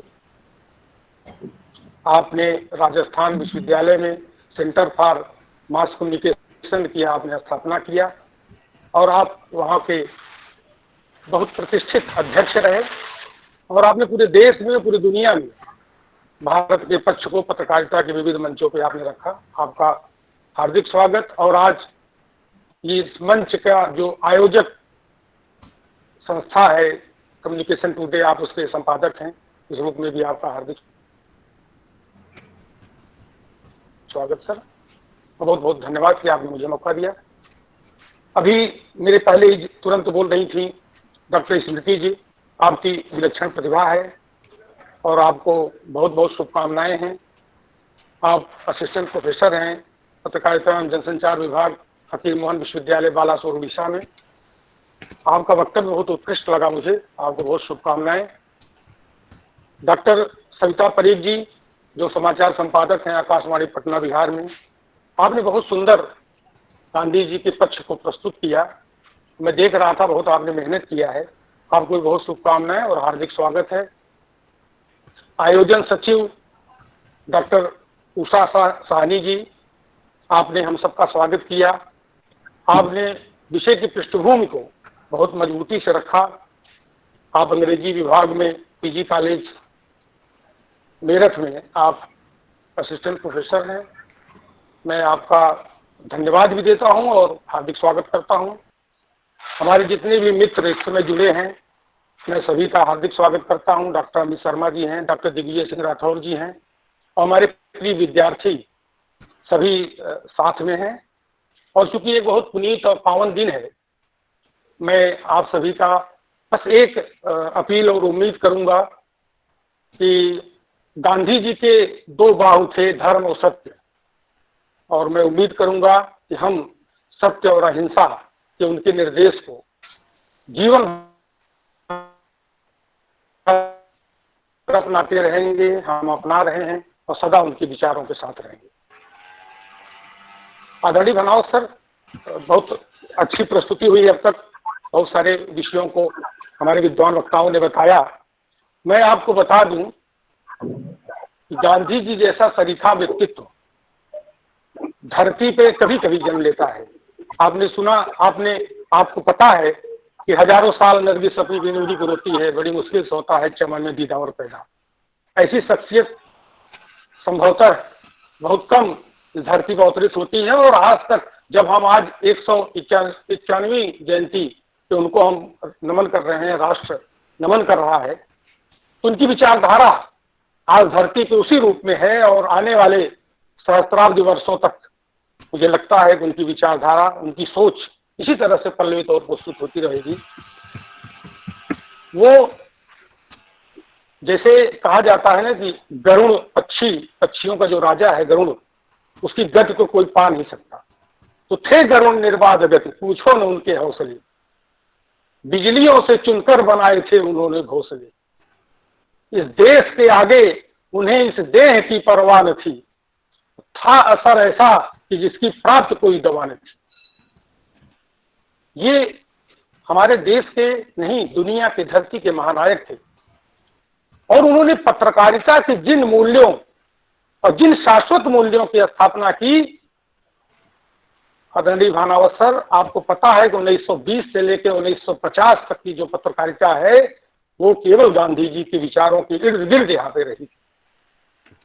और उसका एक कारण था, हमारे शाश्वत मूल्य भी तब उसी सनातन में जिंदा थे। हमारे यहाँ बचपन में, उस दौर में घर घर में ये बताया जाता था कि राजा बिके टका में भैया, ऐसो देश हमारो, सत के पालन हारो, सुत पर शीश चलावे यारो। ये हमारी परिकल्पना थी। और लक्ष्मण जागे सारी रहना, सीता सपे रसोई, और वलकल तन धारे बैठे हैं जटाजूट रघुवीर, मेरे भारत की माटी है चंदन और अबीर। ये वो पृष्ठभूमि था, और गांधी जी ने इस पृष्ठभूमि को लेकर जो हमारे आदर्श थे, जो पत्रकारिता के जो अस्थायी मूल्य हैं, सत्य, अहिंसा, अन्याय का विरोध, सामाजिक सरोकार, राष्ट्र प्रेम, धर्मनिरपेक्षता, जन कल्याण, जो हमारे अस्थायी मूल्य है पत्रकारिता के, उनको लेके गांधी चले थे। गांधी जी ने जो कहा वो केवल उन्होंने कहा नहीं, जो उन्होंने जिया वो उन्होंने कहा। उनके व्यक्तित्व में एक चुंबकीय आकर्षण था। वो महामानव थे। उन्होंने उस विचारधारा को अपने अंदर आत्मसात किया, उसको जिया, और उसको उन्होंने बताया। और उन्होंने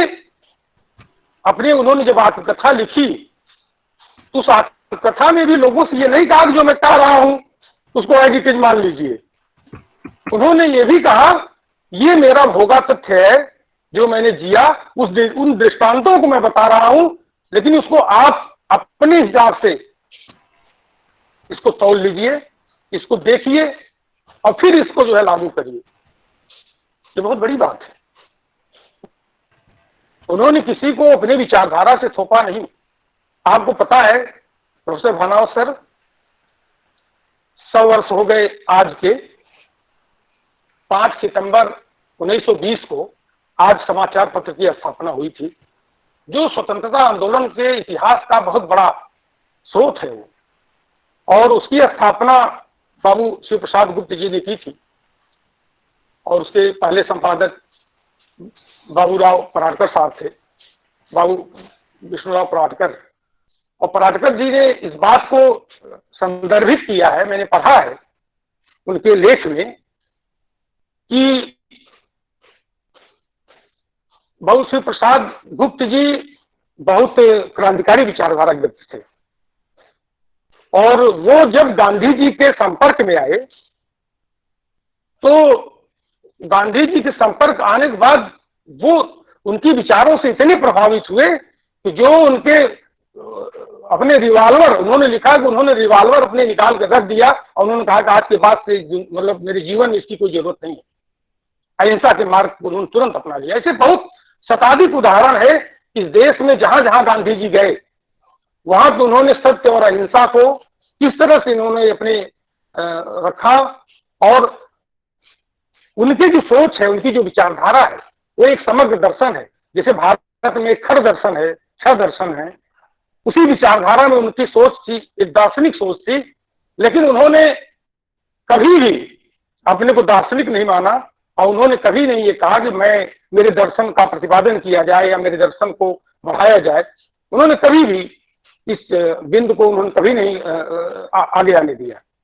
वस्तुतः चाहे वो दक्षिण अफ्रीका में रहे हों, तब जो है इंडियन ओपिनियन में, और भारत में जब वो आए नवजीवन में, यंग इंडिया और हरिजन पत्रों के जरिए जब उन्होंने अपने लेखों को, अपने विचारों को आम लोगों तक ले गए, तो उसमें उन्होंने उनके वही सिद्धांत थे जो उन्होंने पत्रकारिता के बारे में कहा। जैसा कि हमारे पूर्व वक्ता डॉक्टर सविता जी ने बताया कि उनके जो मूलभूत सिद्धांत थे, उन्होंने उसी सिद्धांतों को सामने रखा कि जनता की इच्छाओं को कैसे सम्मान दिया जाए।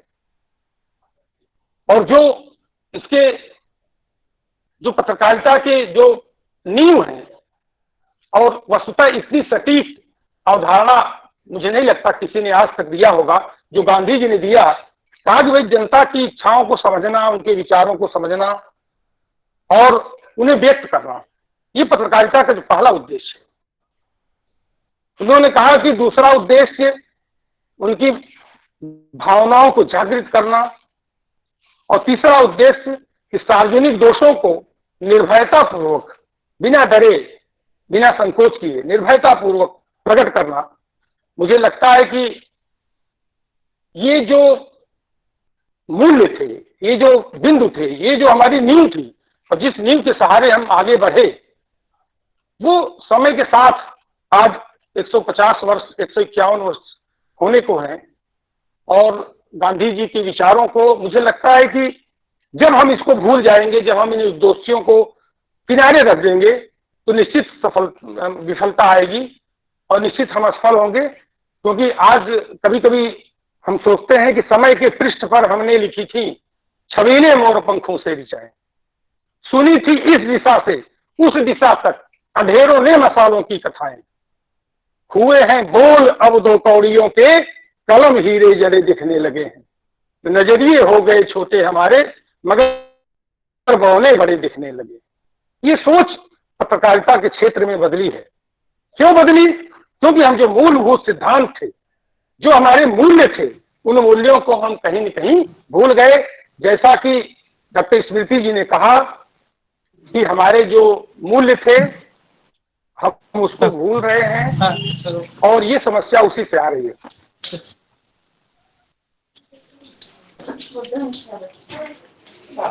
आज मुझे लगता है कुछ असुविधा हो रही क्या?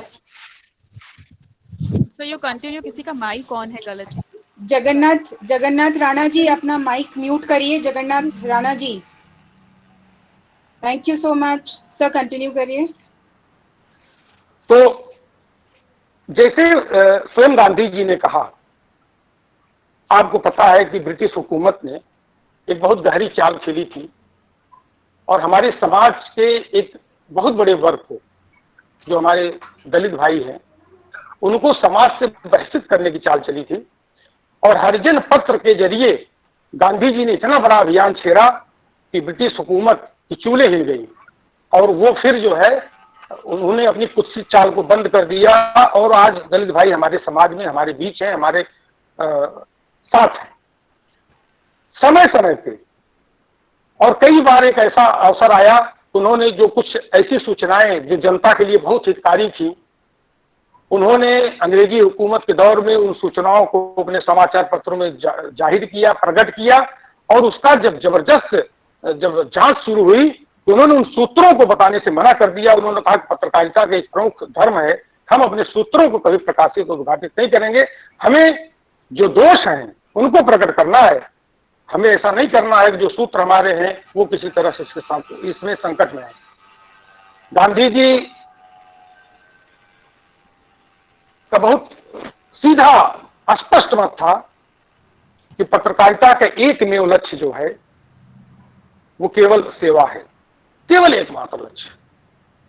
और उन्होंने कहा कि जैसे अनियंत्रित जल सब कुछ डुबो देता है, फसलें बर्बाद कर देता है, उसी तरह से अनियंत्रित लेखनी वो समाज को डुबो देती है, समाज को संकट में डाल देती है। लेखनी जो अर्थ था उन्होंने बखूबी समझाया और समकालीन दौर में पूरे देश में जितने भी लोग, आज शास्त्री जी की भी जयंती है, शास्त्री जी स्वयं उनके अनुयायी थे, उनके विचारों के पोषक थे। शास्त्री जी ने इस देश को, इस राष्ट्र को आत्मसम्मान की ओर बढ़ाया। जैसा कि प्रोफेसर भानावत सर ने बताया कि जब खाद्यान्न संकट हमारे यहाँ शुरू हुआ तो उन्होंने देश को आवाज दी कि आप एक दिन व्रत रखिए। उन्होंने कहा कि हम दुनिया की शक्तियों के आगे झुकेंगे नहीं। जय जवान जय किसान, सीमाएं सुरक्षित रहेंगी, जवान जगह रहेगा, इस देश को कभी कोई संकट नहीं आने वाला है। और पूरी दुनिया को उन्होंने बता दिया हम किसी के आगे हाथ नहीं फैलाएंगे। और हरित क्रांति का पूरा श्रेय शास्त्री जी को जाता है। तो ऐसे महानायक वो भी गांधी जी के ही विचारों से प्रभावित थे, गांधी जी की सोच से चलते थे। गांधी जी ने हमें, आपको, समाज को जो दिया है उससे हम या यह देश कभी उड़े नहीं हो सकता। हमने गांधी जी के विचारों को, चाहे मदन मोहन मालवीय जी रहे हों, चाहे स्वयं पराडकर जी रहे हों, चाहे शास्त्री जी रहे हों, और हमारे जितने भी सेनानी थे, जितने भी स्वतंत्रता संग्राम सेनानी थे, गांधी जी को इसलिए कहते थे। और आपने वो गीत सुना होगा कि दे दी हमें आजादी बिना खदक बिना ढाल, साबरमती के संत तूने कर दिया कमाल। इस दुनिया में ये शायद अपने तरह का पहला उदाहरण है। जैसे हमारे उपनिषदों में कहा गया, हमारे शास्त्रों में कहा गया, हमारे वेदों में कहा गया, एकम सद विप्रा बहुधा वदंती अग्निम यमम मातृश्वान माहु। सत्य एक है, सत्य एक है जिसको विविध रूपों में हम जानते हैं। उस सत्य को, उस अहिंसा को गांधी जी ने परखा, गांधी जी ने समझा और गांधी जी ने उसको जिया और गांधी जी ने उसको किया। तो आज हम यह संकल्पित हों, हमारे जो मीडिया के हमारे मित्र हैं, हमारे बंधु हैं, हमारे प्रिय विद्यार्थी हैं, कि गांधी जी के पत्रकारिता के बारे में जो स्पष्ट 3 मत हैं, उन 3 मतों को हम अगर अपने में समाहित करें, हम जीवन में उसको लागू करें, तो मुझे नहीं लगता कि जीवन में कभी भी ऐसा कोई दौर आएगा, ऐसा कोई संकट आएगा कि हमें उससे विचलित होना पड़े या हमारी कभी पराजय हो। क्योंकि हमारी पराजय तभी होगी जब हम सत्य और धर्म के पथ से विचलित होंगे। ये अलग बात है। आज के दौर में मीडिया का मिशन थी, आज प्रोफेशन है। एक बहुत बड़ा बदलाव है। गांधी जी विज्ञापनों को कभी तरजीह नहीं देते थे। गांधी जी स्थानीय भाषा और हिंदी के जबरदस्त हिमायती थे। उन्होंने देखिए गुजराती में लिखा, फिर उन्होंने हिंदी में लिखा। वो स्थानीयता, स्थानीय भाषा, स्थानीय संस्कृति के बहुत जबरदस्त हिमायती थे। जब हम गांधी जी को समझना चाहेंगे, हम उनको जीना चाहेंगे, तो हमें अपने अंदर वह भावना लानी होगी। हमें सत्य, धर्म, अहिंसा का पालन करना पड़ेगा और हम गांधी जी को ऐसे ही श्रद्धावनत करते रहेंगे। उनको विचारों के साथ सदा हम दुनिया में विश्व वंदनीय होंगे, हमें हमेशा सम्मान मिलेगा।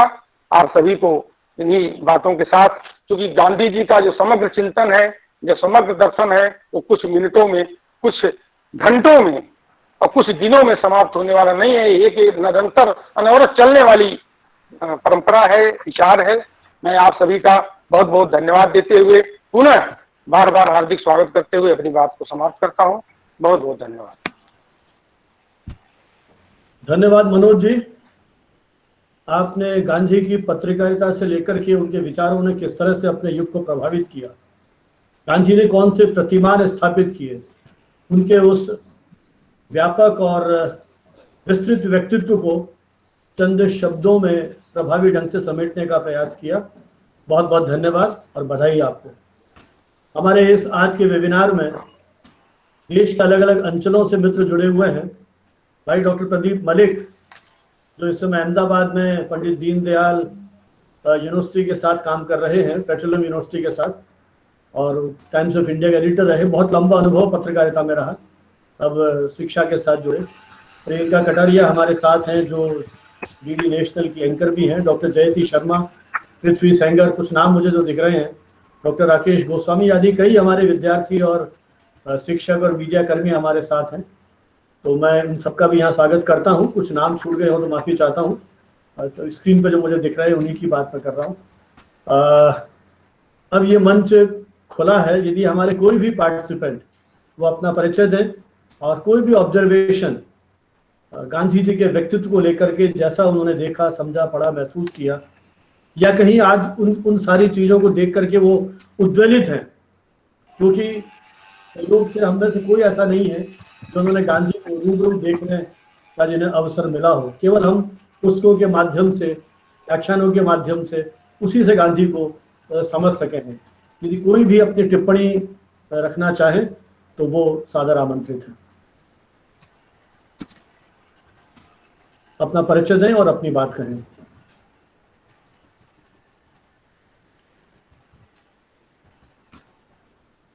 नहीं है कोई भी। चलिए, लगता है कि अपन विचारों के स्तर पर उद्वेलित नहीं कर पाए। हेलो सर, प्रणाम। मैं बहादुर सिंह।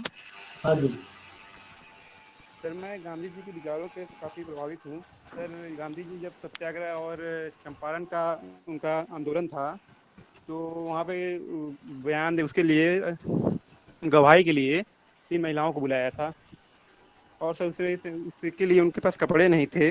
गांधी जी ने अपनी धोती उतार के दे दी थी। और आज के समय में ये है महिलाओं का सम्मान कि आप लोग देख ही रहे हैं हम लोग। तो सर, इस समय गांधी जी के विचारों से कितने लोग प्रभावित हो रहे हैं, तो उसके बारे में सर कुछ थोड़ा सा आइडिया बताइए। हेलो। हाँ जी, हेलो। कौन सा बोल रहे थे? क्या शुभ नाम आपका? सर, वीर बहादुर सिंह बोल रहे हैं। अच्छा, वीर बहादुर जी, आप कहाँ हैं आप? सर, जौनपुर से। अच्छा, जौनपुर से। मनोज जी के विद्यार्थी हैं लगता है आप? जी जी सर। जी हाँ सर। मनोज जी, कुछ आप बोलना चाहेंगे या? Sir, Manoj मैं बोलना some Manoj Bhatt ji is there who wants to share something. हाँ हाँ मनोज जी, बताइए। मैं पहले वीर बहादुर जी को बता दूं। ऐसा है कि वीर, यही बात मैं कहने की समझ रहा था कि आज जो हमारे गांधी जी की जो विचारधारा है, जो उनकी सोच है, आज उसी को आत्मसात करने की जरूरत है। मैंने कहा ना, जब हम धर्म और सत्य, जो व्यक्ति की 2 भुजा है, जब हम उसको, इस सिद्धांत को भूल जाएंगे, बस वहीं से अधर्म शुरू होगा। जब हमारे जो मूल्य, मैंने बताया ना कि हमारे मूल्य बचपन में हमको क्या बताए जाते थे, जब समाज उस सोच की ओर बढ़ेगा तो ये घटनाएं सब अपने आप घट जाएंगी, बदल जाएंगी, रुक जाएंगी, जो घटने वाली घटनाएं हैं। तो हमें गांधी जी के जो सोच है उसको प्रसारित करने की जरूरत है। उनकी जो सत्य अहिंसा की जो विचारधारा है उसको आगे ले जाने की जरूरत है। मुझे लगता है कि ये कहीं न कहीं कुछ अवरोध उत्पन्न हो रहे हैं और उन अवरोधों को खत्म करने की जरूरत है। धन्यवाद।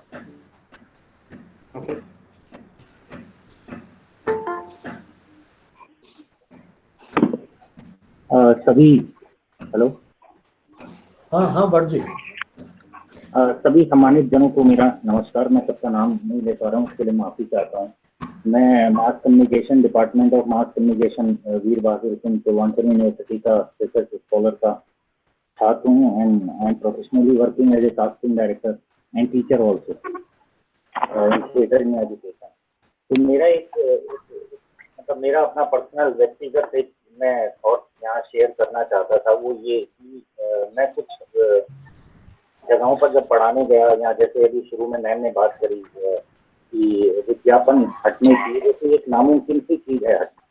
तो शायद हमें अपने जो बच्चे हैं या उन लोगों को टीचिंग में बतौर शिक्षक हमारी जिम्मेदारी और बढ़ती है कि हमें उन्हें ऐसे तैयार करना चाहिए कि अगर कोई समाचार या कोई चीज उनके सामने गलत ढंग से पेश करी जा रही है तो वो उसको सही ढंग से ले सकें, समझ सकें। अभी 4 दिन पहले मुझसे किसी ने फोन पर सवाल पूछा, गांधी जी के बारे में आप क्या सोचते हैं? तो मैंने कहा, he is a great person. तो शायद उनको मेरे से किसी और जवाब की उम्मीद, लेकिन उन्होंने कहा श्योर हो आप? हाँ सर, मैं श्योर हूँ। हर हर हर इंसान परफेक्ट नहीं हो सकता, शायद वो भी ना हो, लेकिन इज अ ग्रेट पर्सन। मैं वैसा नहीं हूँ या मैं वैसा नहीं हो सकता हूँ, तो शायद हमें बच्चों के अंदर वो समझ विकसित करनी होगी कि विज्ञापन हटने को नामुमकिन। बच्चे से मैं एक एग्जाम्पल बताता हूँ, अगर मैं बच्चों को क्लास में कुछ पढ़ा रहा हूँ तो अच्छा पढ़ा रहे हैं बुरा पढ़ा रहे हैं, बच्चे ये बताने में अधिकतर समय मैंने देखा है नाकामयाब होते हैं कि मैं सही पढ़ा रहा हूँ या गलत पढ़ा रहा हूँ। तो शायद हम बच्चे वो सेंस डेवलप कर सकते हैं, अगर वो कोई न्यूज देख रहे हैं, कोई प्रोग्राम देख रहे हैं, गांधी जी कुछ नेगेटिव चीज देख रहे हैं, कुछ देख रहे हैं, तो वो उसको सही ढंग से ले सकें, वो समझ उनके अंदर अगर शायद विकसित करी जाए तो मुझे लगता है वो ज्यादा बेनिफिशियल है। मैं धनावत जी से इस बारे में मतलब पूछना चाहूंगा कि मेरा सोचना इस बारे में सही है या क्या है। सर से मैं कई सेमिनार में मिल चुका हूँ, कुशाभाऊ ठाकरे से मैंने एमफिल किया था, वहाँ भी मैं मिल चुका हूँ, सब जगह मिल चुका हूँ। तो सर थोड़ा सा मैं क्या सही सोच रहा हूँ। मनोज जी बहुत बहुत धन्यवाद। आपकी पीड़ा मुझे लगता है बिल्कुल ठीक है। वस्तुतः देखिए, ये मेरा ये मानना है कि ये जन्मदिन और पुण्यतिथियां जो आती है महापुरुषों की, इनके सेलिब्रेशन के पीछे भाव ही यही है कि इस दिन बैठ करके हम कहीं विचार मंथन करें। वो पुण्यात्माएं जिन मूल्यों के लिए आजीवन संघर्ष करते रहे, हम आजकल क्या कर रहे हैं? निश्चित रूप से गांधी का दौर बिल्कुल अलग था, आज का दौर बिल्कुल अलग है। वो लड़ाई थी आजादी की, आज लड़ाई है दूसरे स्तरों पर। लेकिन गांधी ने जीवन के हर पक्ष पर बात कही थी। आज आवश्यकता यही है कि किस तरह से हम नई पीढ़ी को ये समझा पाए, और जो लोग जिनके हाथ में नेतृत्व है, यदि वो गांधी का दुरुपयोग करते हैं तो ये जिम्मेदारी भी समाज के सभ्रांत नागरिक के रूप में हम लोगों की भी है। गांधी ने बाकायदा कहा था कि अखबार का जो पाठक है, उस पाठक के हाथ में संपादक की चाबुक होनी चाहिए, ताकि संपादक गलत रास्ते पे जाता है तो सही रास्ते पर ला सके। आज मीडिया की हालत जिस तरह की, गांधी ने ट्रस्ट का आधार अखबार निकालने की बात की। आज मुश्किल से देश में गांधी सारे व्यवसायिक घराने हैं। तो उस दौर में गांधी कितने प्रासंगिक हो सकते हैं, तो मुझे लगता है यही वो समय है। और सौभाग्य से, संयोग से आज जब मैं सोशल मीडिया प्लेटफॉर्म देख रहा हूँ तो देश में न जाने कितने इस तरह के वेबिनार आयोजन हो रहे हैं, जहाँ जो ऐसे दिग्गज लोग हैं जो गांधी दर्शन के अध्येता रहे हैं, उन्होंने बाकायदा इस पर वो चर्चाएं कर रहे हैं। तो उम्मीद करते हैं संचार माध्यमों से या और किसी तौर तरीके से ये बातें जनमानस तक पहुंचेगी, और जो चिंताएं आज हम प्रकट कर रहे हैं उनको दूर करने में थोड़ी बहुत ही सफल हो पाएंगे। धन्यवाद। चलिए, मुझे लगता है कि पार्टिसिपेंट्स जो अपनी बात कहना चाहते थे उन्होंने अपनी बात कही, तो मुख्य रूप से जौनपुर का पार्टिसिपेशन रहा। चलिए, मैं एक बार पुनः इस उम्मीद में कि हमारी और जो आने वाली वेबिनार्स हैं उसी में इसी प्रकार से आप सभी का वैचारिक सहयोग हमको मिलता रहेगा। और लगभग मुझे लगता है 44-45 के आसपास पार्टिसिपेंट्स इसमें थे। हम इन पूरी प्रोसीडिंग्स को रिकॉर्ड करने की कोशिश की है, पहला ही हमारा यह प्रयोग है। इसको हम यूट्यूब पर डालेंगे। कम्युनिकेशन टुडे की जो वेबसाइट है communicationtoday.net, उसका लिंक जो है वीडियो का हम वहाँ डाल देंगे, और आप जो भी इसको देखना चाहें, इन विचारों को सुनना चाहें तो उसके माध्यम से सुन पाएंगे। और अंत में एक बार पुनः मैं आमंत्रित कर रहा हूँ डॉक्टर उषा साहनी को कि वह आए और हमारे जो भी आज के एक्सपर्ट्स उनका और हमारे पार्टिसिपेंट्स थे उनके प्रति एक औपचारिक आभार प्रदर्शन जो है वो करें। Doctor Usha Sahni. Thank you sir. सर्वप्रथम बहुत ही आरंभ में, शुभारंभ के समय ही ये कह दिया गया था, या मैंने दिल से ही माना है कि ये एक पारिवारिक वेबिनार है और हम सब एक दूसरे से कनेक्टेड हैं, जुड़े हुए हैं। तो यूं तो आभार व्यक्त करना औपचारिक तरीके से कहा गया है, यूं आभार व्यक्त करना मुझे बहुत ही औपचारिक लगता है, किंतु क्योंकि ये मंच का एक प्रोटोकॉल है और बहुत दिल से इसे निभाना चाहती हूँ, इसमें सभी प्रतिभागी जो भी हमारे साथ जुड़े रहे, जिन्होंने भी वक्तव्यों को सुना है, अपना समय दिया है, उन सबका आभार सर्वप्रथम। साथ ही हमारे जो आज के बहुत ही एनर्जेटिक, एक्टिव स्पीकर्स रहे, उनके लिए मैं कहना चाहूँगी सर्वप्रथम डॉक्टर सविता पारिक, बहुत ही खूबसूरती से उन्होंने एक एक बात को लयबद्ध तरीके से पिरोते हुए इस तरह प्रस्तुत किया कि मुझे लगता है कि जो भी कोई सुन रहे थे वो और आगे सुनने की इच्छा उनमें जागृत होती रही और बहुत ही खूबसूरत तरीके से सारी बात उनकी सुनी है। और जो सबसे बेहद खूबसूरत चीज जो मुझे नजर आई इसके ऊपर उनके वक्तव्य के अलावा, that was the beautiful explanation of all the pictures that she has shown, the cartoons that she has shown through the presentation, they were commendable. आप एक वीर बहादुर जी ही बीच में बोले थे कि वो स्क्रीन नहीं देख पा रहे हैं, लेकिन मैंने इमेजिन करने की कोशिश की अगर कि आपका स्क्रीन अगर कोई नहीं देख पा रहा है तो भी क्या आपका एक्सप्लेनेशन उस फोटो को लाइव कर पा रहा है। तो it was fabulously being done by doctor Parik, a great effort by her, fabulous। Doctor Smriti, आपसे भी मेरी पहले मुलाकात हो चुकी है, ये नहीं पता था कि इतना खूबसूरत कम्युनिकेशन स्किल्स आपके पास है। आपने गांधी के कम्युनिकेशन स्किल्स के ऊपर सारी बात बोली और वो बात बोलते हुए आपने उसको पूरी तरह से जस्टिफाई कर दिया। कम्युनिकेशन स्किल्स की सबसे पहली जो कड़ी होती है वो यही कि आप अपनी जो बात बोल रहे हैं वो सामने वाला उसको सुनने के लिए आपसे पूरी तरह कनेक्ट हो जाए, और आपने बखूबी उस विधा को निभाया। और एक एक शब्द ऐसे लग रहा था जैसे आप माला में मोती पिरोती चली जा रही हैं और आप बोलती रहें। वाकई में आपकी जो उम्र है, आपका जो भी एक्सपीरियंस है उसको देखते हुए आपने कमाल कर दिया। Really proud and happy that professor Bhanawat has given this stage to youngsters fabulously। I think seniors तो अनडाउटेडली बहुत खूबसूरत तरीके से सब कुछ प्रेजेंट करते ही हैं, हमारे सामने हमारे भानावत सर हैं ही, लेकिन यंगस्टर्स कहीं पीछे नहीं हैं, बराबर कदम से कदम मिला रहे हैं और आपका साथ दे रहे हैं। तो doctor Smriti, it was fabulous, commendable and incredible. Doctor Manoj Mishra, आपकी वाणी में जो ओज था, जिस तरह से आपने सारी बातों को गुथा है और हर तथ्य को सामने लेते आए, साथ ही आपने जो बीच में दो पंक्तियां बोली हैं और उनको जो पोएटिक फॉर्म में आपने प्रेजेंट किया है, when we blend something in a poetic form as well as prose, like जो आप वर्बल कम्युनिकेशन के थ्रू आप बता रहे थे, उन दोनों का जो आपने खूबसूरत मिश्रण किया है वो काबिले तारीफ, और ऐसा कि कोई भी सुनने में आपके लिए आपकी जो भी आपकी शब्दावली है और आप जिस तरह से भी आप उसको प्रस्तुत कर रहे हैं, कोई भी सुनने वाला यही चाहेगा कि आप भी निरंतर बोलते रहें और अपने भावों को व्यक्त करते रहें। और इन तीनों वक्ताओं के साथ साथ हमारे प्रोफेसर संजीव भानावत जी, जिनको इतनी नॉलेज है कि उनसे जिस भी विषय पर बात की जाए, जिस भी चीज के बारे में उनसे पूछा जाए, एक एक शब्द उनका इतना कीमती होता है कि कहीं से भी किसी तरह से मौका मिले और बस हम उसे ग्रहण कर लें। बहुत ही खूबसूरत आपका निर्देशन, जिसको मिल जाए वो कहते हैं पारस और सोना वाला जो एक कहावत है वो पूरा आप करेंगे। मैं उसको पूरा नहीं बोल पा रही, लेकिन जो भी आपके हाथ में आएगा, आपके निर्देशन में आएगा, आप जिसके ऊपर हाथ रख देंगे वो सोना बन जाएगा, ये पक्की बात है। तो आपका हमेशा ये मार्गदर्शन सानिध्य हमें मिलता रहे, और ये ऐसी आशा आज भी कर रही हूँ, हमेशा करती रहूंगी। और मेरे जैसे बहुत सारे लोगों को आपने बनाया है। स्मृति पहले ही ये बात बोल चुकी हैं, सविता भी बोल चुकी हैं, और साथ में हमारे साथ जितने भी प्रतिभागी जुड़े हैं उन्होंने नॉन स्टॉप हमें कनेक्टिविटी शो की है। They were just putting the text over there on in the chat box and I have been there along with them। आप सभी का सहयोग ही है जिसकी वजह से ये वेबिनार सक्सेसफुल हो पाया, और भविष्य में भी यूं ही सक्सेसफुल होता रहेगा, हम सफल होते रहेंगे। आप सभी का साथ हम चाहते हैं और चाहते रहेंगे। खूबसूरत था, सभी को आभार, हृदय से आभार। प्रोफेसर संजीव भानावत जी।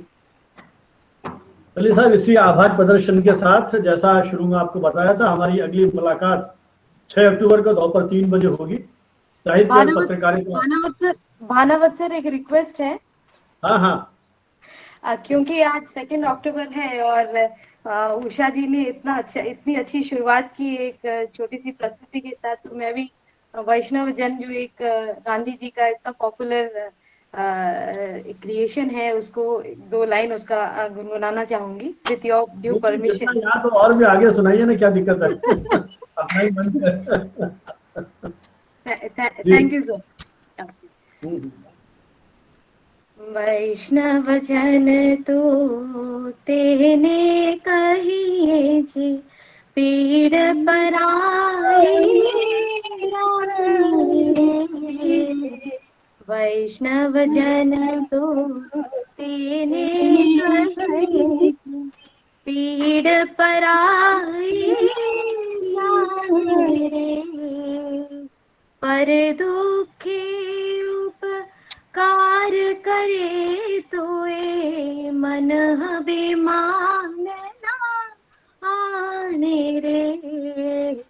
वैष्णव जन तो तेने कहिए जी, सकल लोक मां सहुने वंदे, निंदा न करे रे। वाच काच मन निश्चल राखे, धन धन जननी तेरी रे। वैष्णव जन तो तेने कहिए जी, पीड़ पराई जाने रे। Thank you sir. बहुत बढ़िया। बहुत खूबसूरत। धन्यवाद धन्यवाद। ये जो स्पॉन्टेनियस जो विचार आता है, मुझे लगता है इसकी भी अपनी एक महत्ता है इस तरह के आयोजनों में। और ये आगे के लिए भी एक मुझे लगता है कि हमको एक अनुभव हुआ है कि जब इस तरह के महापुरुषों की यदि कोई जयंतियां हों और उनके साथ जुड़ा हुआ यदि कोई इस तरह का प्रसंग है तो उसको भी हम इसी बहाने सेलिब्रेट करें। और तो हमने हमारी all India media educator conference के जो कल्चरल प्रोग्राम्स थे उसमें कई बार गीत गाते सुना है, तो इससे ये भी लगा, हम सोच रहे हैं कि कवि गोष्ठियां भी रखेंगे, कभी मूड हुआ तो ऐसे ही गीत संगीत के कार्यक्रम भी इसके माध्यम से रख सकते हैं। ये पैंडेमिक ऐसी सुविधा उपलब्ध करा दी है कि हम कनेक्टिविटी फील करते रहें, भले ही रूबरू न मिल पाए, लेकिन ये जो आभासी ये जो माध्यम है इसकी भी अपनी एक कहना चाहिए कि महत्ता है, इसका भी अपना एक थ्रिल है, तो इस थ्रिल को भी अपन एंजॉय करते रहेंगे। मुझे अभी तक जो हमारे डटे हुए हैं स्टूडेंट के ऊपर, प्रियंका कटारिया है, डॉक्टर ललिता शर्मा है, डॉक्टर शिवपाल सिंह सर। हाँ जी, कौन बोल रहे? अद्भुत, मैं मनोज बोल रहा हूँ सर। हाँ मनोज जी बताइए। अद्भुत अद्भुत और सब कुछ अद्भुत। मैं आपको बताऊं पहला प्रयोग नहीं सर, ये सतत प्रयोग है। और आप मैं बताऊं कि इतना बढ़िया अभी जो है इतना सुंदर डॉक्टर स्मृति जी ने सुनाया और बिना इसके अधूरा था ये। Thank you sir. बहुत सुंदर। अच्छा, मैं ये जानता हूँ कि लोग संगीत में बहुत दिलचस्पी रखती हैं, मुझे पता है, लेकिन बहुत अच्छा गाती भी हैं। मतलब मुझे बड़ी खुशी हुई, आज मैंने पहली बार उनको सुना और मेरी बहुत शुभकामनाएं हैं। और एक दूसरी बात और मैं कहूँगा सर कि संचालन डॉक्टर उषा जी कर रही हैं, बहुत बेहतरीन। आपकी टीम मैं देख रहा हूँ एकदम स्वर्णिम आभा लिए है, मतलब पूरी टीम। डॉक्टर मनोज जी भी हमारी टीम में ही है, ऐसी क्या बात है? नहीं सर, पूरी टीम, उस टीम का मैं भी हिस्सा हूँ और मुझे इस गौरव इस बात का है, लेकिन ये बहुत अच्छी है, बहुत। तो हमारी ये यात्रा अनवरत जारी रहेगी और उम्मीद करते हैं कि भले ही आप विशेषज्ञ के रूप में या वक्ता के रूप में उसमें ना हो, लेकिन फिर भी उसमें आए और अपना वैचारिक जो योगदान है उसमें मिलता रहेगा।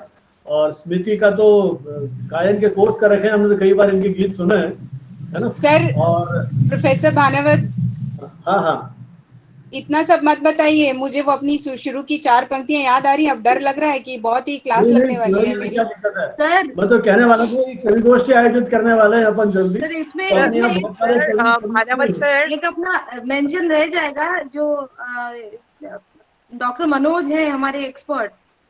हाँ डॉक्टर मनोज ही, वो एक प्रोफेशनल, बिल्कुल प्रोफेशनल गायक हैं।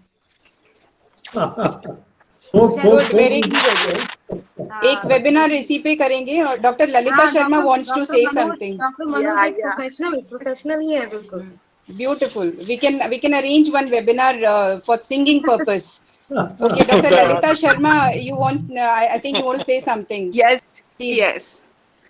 Thank you, Bhanawat sir, and thank you, Dr. Usha, for organizing such a wonderful webinar. Thank you. And I was very inspired during this webinar. I have written few lines on Gandhi ji. If you allow me, I would like to share those lines with you.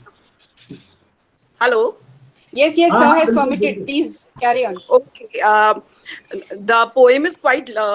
It has It is about a Masiha of truth and non-violence. The title of my poem is A Masiha of Truth and Non-Violence.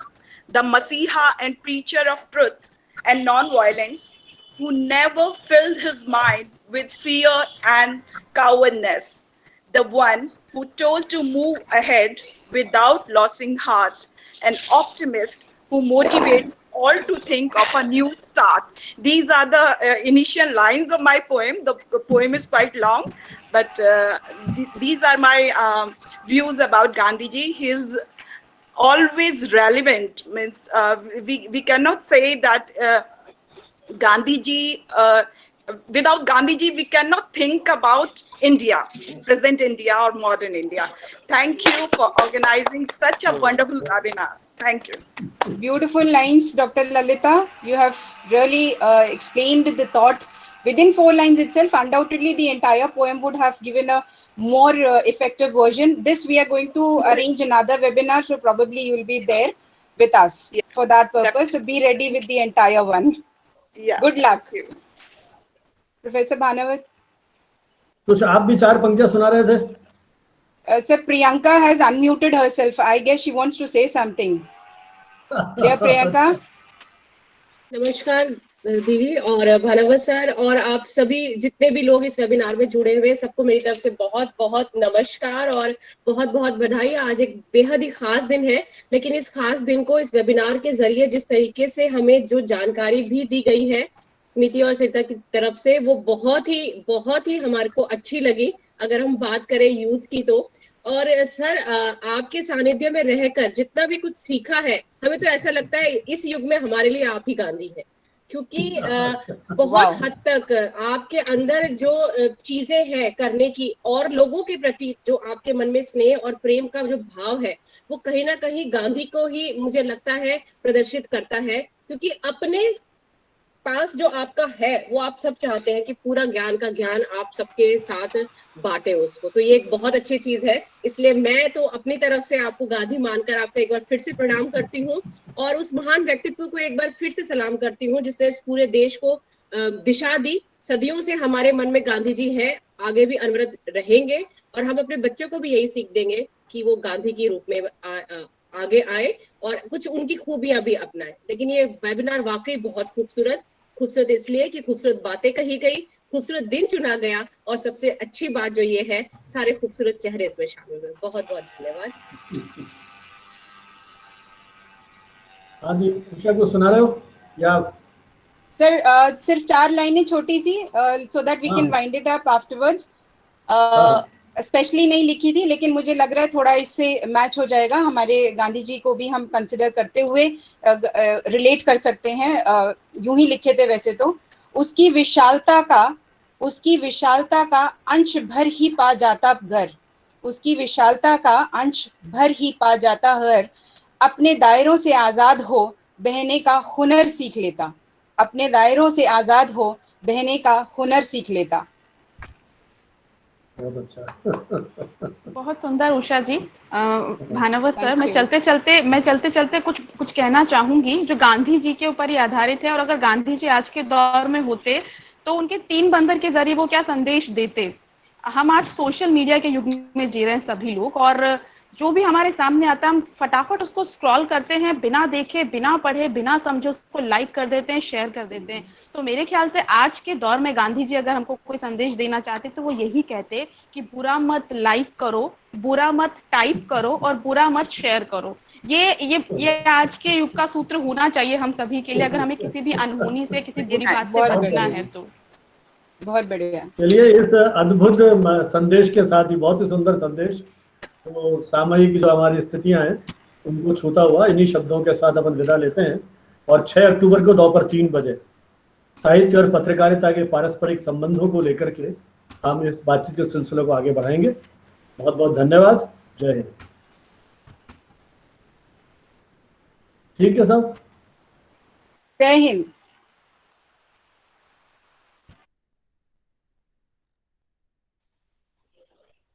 सबको प्रणाम। जय हिंद।